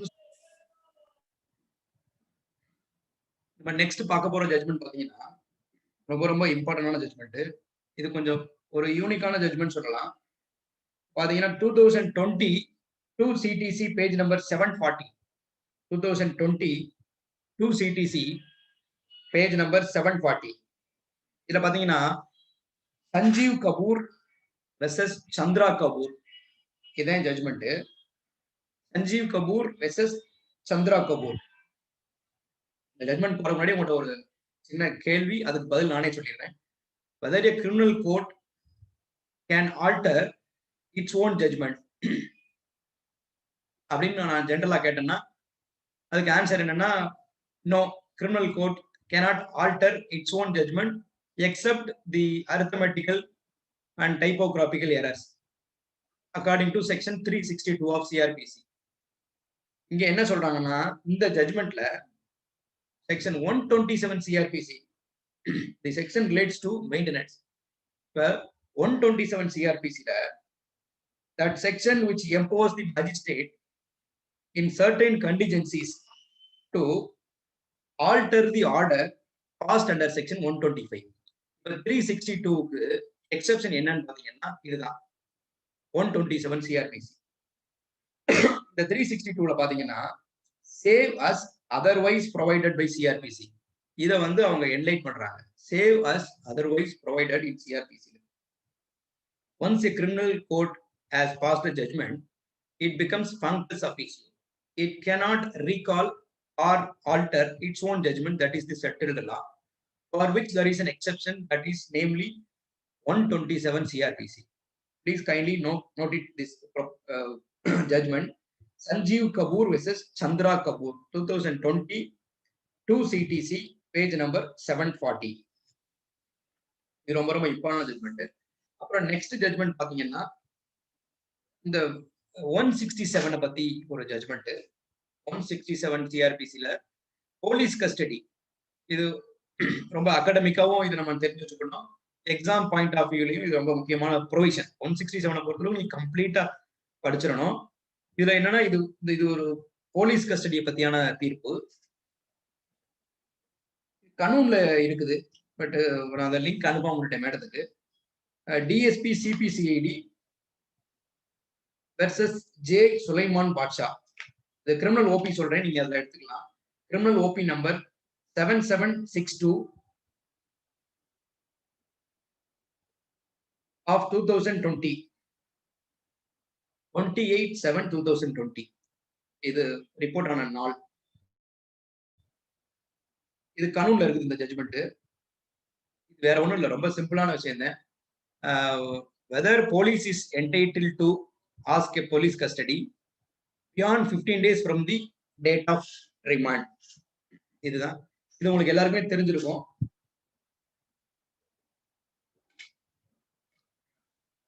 இது பாத்தீங்கன்னா இந்த ஏரியால வந்து செலிபிரேட்டட் ஜட்ஜ்மெண்ட் என்ன அப்படின்னு பாத்தீங்கன்னா அனுபம் ஜே குல்கர்னின்னு ஒரு ஜட்ஜ்மெண்ட். அதுதான் செலிபிரேட்டட் ஜட்ஜ்மெண்ட். வேற இந்த பிரசன்ட் கேஸ்ல என்னன்னா இது கொஞ்சம் டிஃபரெண்டா இருக்கும். இந்த கேஸ்ல இன்வெஸ்டிகேஷன் ஒரு கேஸ் ஃபைல் பண்ணிருப்பாங்க. அதுல ஒரு அக்யூஸ்ட வந்து அரெஸ்ட் பண்ணி ரிமாண்ட் பண்ணிருப்பாங்க. ரிமாண்ட் பண்ணி 40 நாள் ஆயிடும். 40 நாளுக்கு அப்புறம் ஹைகோர்ட் வந்து அந்த இன்வெஸ்டிகேஷனை சிபிசிஐடிக்கு மாத்தணும். சிபிசிஐடிக்கு மாத்தணும்னு சிபிசிஐடில இருந்து அந்த புதுசா இன்வெஸ்டிகேஷனை எடுத்துட்டு அவங்க வந்து they will file the petition seeking police custody. இது மதுரையில் நடந்த கேஸ். இங்க பாத்தீங்கன்னா JM4 வந்து என்ன செஞ்சுட்டாங்கன்னா இது petition is not maintainable since 15 days is over ன்னு சொல்லி ரிட்டர்ன் போடுறாங்க. உடனே ப்ராசிக்யூஷன் தரப்புல வந்து இந்த கேஸ் ஹைகோர்ட்டுக்கு எடுத்துட்டு வராங்க. ஹைகோர்ட்டுக்கு எடுத்துட்டு வந்தா ஹைகோர்ட்ல வந்து அவங்க ப்ராசிக்யூஷன் தரப்புல வந்து ப்ளீட் பண்றாங்க, இந்த மாதிரி இது இன்வெஸ்டிகேஷன் ஏஜென்சி மாத்தியாச்சு. So the new investigation agency is entitled for police custody even though 15 days from the first remand is over அப்படின்னு அவங்க they have made their submission. இந்த கேஸ்லயும் I have been appointed as amicus curiae. இதுல என்னன்னா இந்த ஜட்ஜ்மெண்ட்ல பாத்தீங்கன்னா அந்த Anupam J Kulkarni case சொன்னேன், அந்த கேஸை வச்சு அதுல இருந்து நான் இன்ஸ்பிரேஷன் எடுத்து இதுல நான் ஆர்கியூ பண்ணேன்.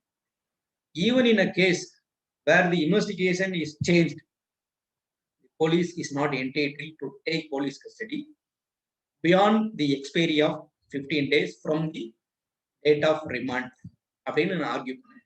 அந்த ப்ரொபோசிஷனை இப்ப ஹைகோர்ட்ல ரீட்ரீட் பண்ணிருக்காங்க. இதை ஏன் நான் யூனிக்கா சொல்றேன்னா, ஈவன் வேற இன்வெஸ்டிகேஷன் ஏஜென்சிக்கு சேஞ்ச் பண்ணா கூட on that ground the police cannot ask for police custody when the 15 days is already expired. Right, next case தான் நான் போலாம். ஏற்கனவே நான் சொல்லும் போது சொல்லியிருந்தேன் Hardeep Singh versus state of Punjab அப்படின்னு சொல்லிட்டு இது சைட்டேஷன் கேட்குறாங்க. கனூன்ல ரிப்போர்ட் இருக்கு, நான் மேடத்துல சொல்லி குரூப்ல வேணா போட சொல்றேன். Hardeep Singh versus state of Punjab 2014 3 SEC page number 92. இது வந்து பாத்தீங்கன்னா ஒரு 5 judges பெஞ்ச் ஜட்ஜ்மெண்ட். இந்த ஹர்தீப் சிங் கேஸ் அப்படின்னாலே உங்களுக்கு என்ன ஞாபகம் வரணும்னா 319 CRPC ஞாபகம் வரணும். 319 CRPCல ரீசெண்டா சொல்லப்பட்ட ஒரு கான்ஸ்டிடியூஷன் பெஞ்ச் ஜட்ஜ்மெண்ட் வந்து இதுதான். இதுல என்ன சொல்றாங்கன்னா, இதுல என்ன புதுசா கான்ஸ்டிடியூஷன் பெஞ்சுக்கு போச்சு அப்படின்னு பாத்தீங்கன்னா, என்னென்ன மாதிரி ஸ்டேஜஸ்ல இந்த 319 பவரை இன்வோக் பண்ண முடியும் அப்படின்றதான் இதுல மூட் கொஸ்டின்ஸ். இதுக்கு இந்த ஜட்ஜ்மெண்ட்டுக்கு முன்னாடி எப்படின்னா டூரிங் எவிடன்ஸ் மட்டும் on seeing the evidence if the proposed accused has any indulgence in the occurrence he can be ordered as the actual accused, that too at the stage of trial or during the examination of witness. இந்த கேஸுக்கு அப்புறம் even on seeing the investigating material, that too in a stage of inquiry 2G ல இருக்கும் பாருங்க, section 2G CRPC ல இருக்கிற inquiry ஸ்டேஜ்ல கூட magistrate can exercise the power under section 319 CRPC. That is what Supreme Court recently held. So inquiry stage அப்படின்னா நீங்க 2G எடுத்து படிச்சீங்கன்னா உங்களுக்கு தெரியும். அது என்னன்னா pre trial stage. After filing final report, before starting the trial. இந்த கேப் தான் வந்து இன்கொயரி ஸ்டேஜ். இன்கொயரினா it should be conducted by the magistrate, whereas enquiry should be conducted by the police. That's different. So in the Hardeep Singh கேஸ்ல இப்படி சொல்லியிருக்காங்க. சப்சிக்வெண்டா இந்த ஹர்தீப் சிங் கேஸ்ல இன்னொரு விஷயம் என்ன சொல்றாங்கன்னா, இந்த ஸ்டாண்டர்ட் ஆஃப் ப்ரூஃப் பத்தி சொல்றாங்க. ஸ்டாண்டர்ட் ஆஃப் ப்ரூஃப் எப்படி இருக்கணும் அப்படின்னா, more than prima facie case இருக்கணும். Standard of proof employed in 319 CRPC is higher than the standard of proof employed in framing of charge. Framing of charge, ஒரு charge frame பண்ணா என்ன வேணும் அப்படின்னா, prima facie material இருக்கும் to show that there is the accused could have been involved in the occurrence. Prima facie view இருந்தா போதும். Whereas 319ல ஒருத்தரை implicate பண்ணணும், ஒருத்தரை வந்து 319ல ஆட் பண்ணணும் அப்படின்னா, what is requiredனா more than prima facie case is required. அப்ப இதுல என்ன சொல்றாங்கன்னா, strong and cogent materials வேணும் அப்படின்னு சொல்றாங்க. சும்மா மெக்கானிக்கலா நம்ம வந்து ஒருத்தரை அக்யூஸ்டா ஆட் பண்ணிட முடியாது. ஏன்னா adding an accused in the criminal case is a serious matter அப்படின்னு சொல்லிட்டு பெப்சி ஃபுட்ஸ் கேஸ் 1993ல சுப்ரீம் கோர்ட்ல சொல்லியிருக்காங்க. ஜஸ்டிஸ் வாத்வா 3 ஜட்ஜஸ் பெஞ்ச்ல. ஸோ கிரிமினல் கேஸ்ல வந்து ஒரு பர்சனை வந்து ஈஸியா நம்ம வந்து இம்ப்ளிகேட் பண்ணிட முடியாது unless there are some material or cogent evidence. So இந்த ஸ்டாண்டர்ட் ஆஃப் ப்ரூஃப் பத்தி சொல்றாங்க. சப்சிக்வெண்டா இந்த ஹர்தீப் சிங் கேஸ்க்கு அப்புறம் ஜோகேந்திர யாதவ் வெர்சஸ் ஸ்டேட் ஆஃப் மத்திய பிரதேஷ்னு ஒரு ஜட்மெண்ட் வருது. இது பாத்தீங்கன்னா AR 2015 supreme court page number 2951. இந்த கேஸ்லயும் பாத்தீங்கன்னா இந்த ஸ்டாண்டர்ட் ஆஃப் ப்ரூஃப் பத்தி அவங்க சொல்றாங்க. சொல்லிட்டு அதுல இன்னொரு விஷயம் என்ன சொல்றாங்கன்னா, the proposed accused should be heard before adding him as actual accused. இந்த மாதிரி 319ல ஆர்டர் போட்டு அவரை வந்து அக்யூஸ்டா ஆட் பண்றதுக்கு முன்னாடி he should be heard in view of natural justice, namely Aadi Altum. அந்த தியரி பிரகாரம், அந்த டாக்டரின் பிரகாரம் அக்யூஸ் வந்து as right of audience. So Jogendra Yadav case ரொம்ப ரொம்ப முக்கியமான கேஸ். இந்த ஹர்தீப் சிங் கேஸை நீங்க மறந்துடக்கூடாது. நெக்ஸ்ட் வந்து தி லாஸ்ட் ஜட்ஜ்மெண்ட், இது ரொம்ப ரொம்ப முக்கியமான judgment. Maheshwar Tigga versus state of Jharkhand. Maheshwar Tigga versus state of Jharkhand.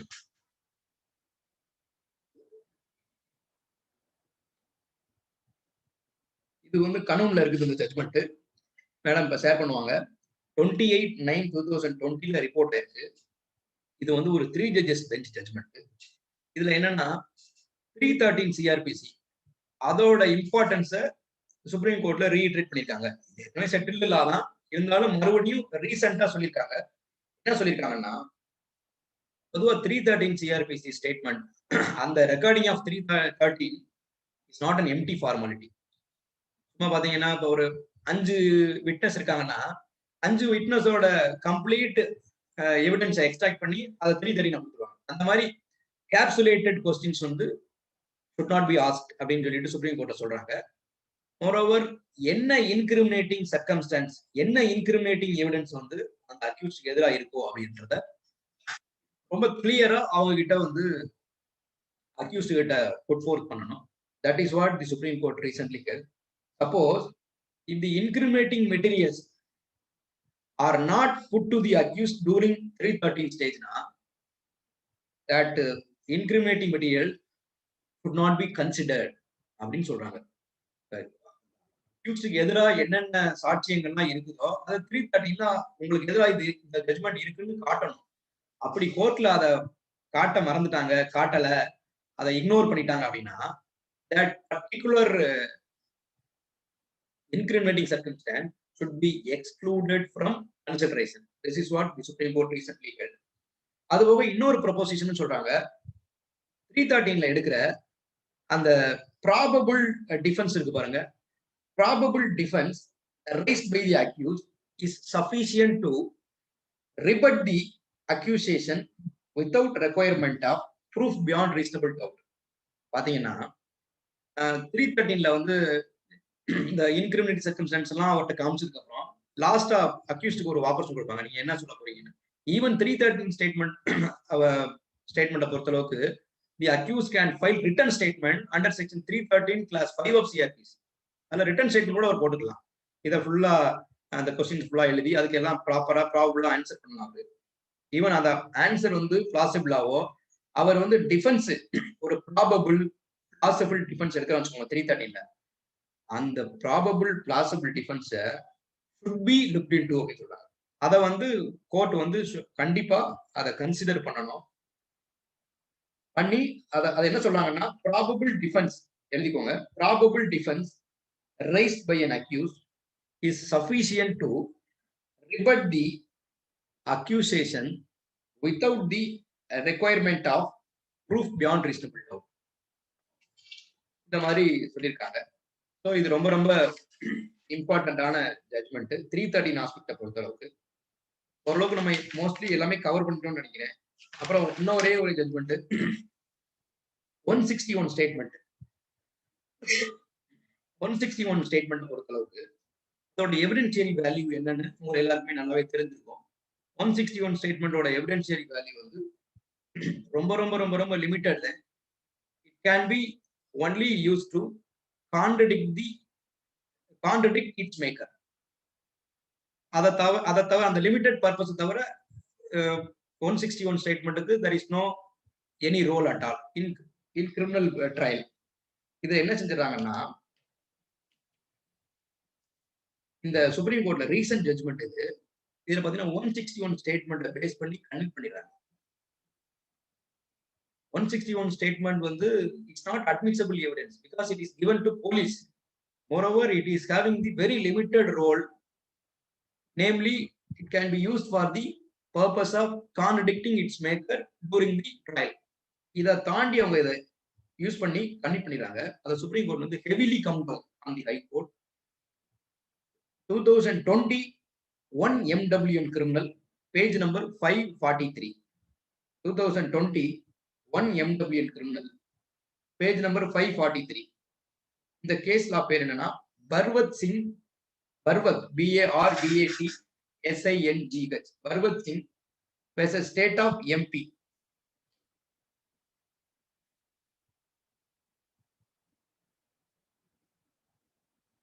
இதுல என்ன சொல்றாங்கன்னா supreme court 161 statement cannot be relied upon or used to convict the accused அப்படின்னு சொல்லிட்டு அவங்க they have recorded their anguish. அப்புறம் உங்களுக்கு இன்னொரு இந்த 161 ஸ்டேட்மெண்ட் வந்து whether it can be recorded from the accused அப்படின்னு ஒரு கேள்வி வரலாம். accused கிட்ட வந்து 161 ஸ்டேட்மெண்ட் வாங்க முடியுமா அப்படின்னா எஸ், accused கிட்ட அந்த 161(3) ஸ்டேட்மெண்ட் வாங்க முடியும். ஏன்னா அதுல 161(3) அதை படிச்சீங்கனாலே உங்களுக்கு தெரியும் எனி பர்சன் இருக்கும், எனி பர்சன் இன்க்ளூடிங் அக்யூஸ்ட்னு சொல்லி அதை சொல்றாங்க. இதுல இந்த ஆஸ்பெக்ட்ல இன்னொரு முக்கியமான ஜட்ஜ்மெண்ட் உங்களுக்கு சொல்றேன். 2019 2 MWN criminal page number 85. Deepak Bhai Jagdish Chandra Patel. Deepak Bhai Jagdish Chandra Patel versus State of Gujarat.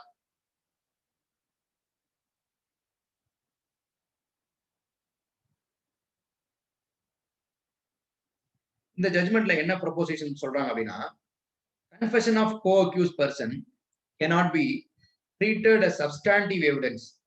Confession of co-accused person cannot be treated as substantive evidence அப்படின்னு சொல்றாங்க. Confession of co-accused can be pressed into service only when there is only when the court is inclined to accept the other evidence in full. இது பாத்தீங்கன்னா confession of co-accused alone is not a substantive evidence சொல்றாங்க as against the other accused. Confession of co-accused எப்ப இத நம்ம when it can be pressed into service na only when the court is inclined to accept the other evidences in full. அதை மட்டும் வச்சு நம்ம connect பண்ண முடியாது. மோரோவர் இன்னும் என்ன சொல்றாங்கன்னா, the court cannot start with the confession of accused while appreciating evidence அப்படின்னு சொல்றாங்க. இந்த கேஸ்ல தான் வந்து 161 ஸ்டேட்மெண்ட் வந்து whether the accused can be examined under section 161(3) னா எஸ் அப்படின்னு சொல்லியிருக்காங்க. இது பாத்தீங்கன்னா இதுக்கு ஒரு பழைய ஜட்மெண்டே ஒன்னு இருக்கு. ஜஸ்டிஸ் வி.ஆர். கிருஷ்ணய்யரோட ஜட்மெண்ட் நந்தினி சத்பதி கேஸ்லயே இந்த ப்ரொபோசிஷனை சொல்லியிருப்பாங்க. அது மறுபடியும் அதை ரீஇட்ரேட் பண்றாங்க. ஈவன் அக்யூஸ் கிட்ட 161 ஸ்டேட்மெண்ட் வாங்கினா கூட it is nothing but inadmissible in evidence. It cannot be made against him because of the bar envisaged in section 25 of the Evidence Act.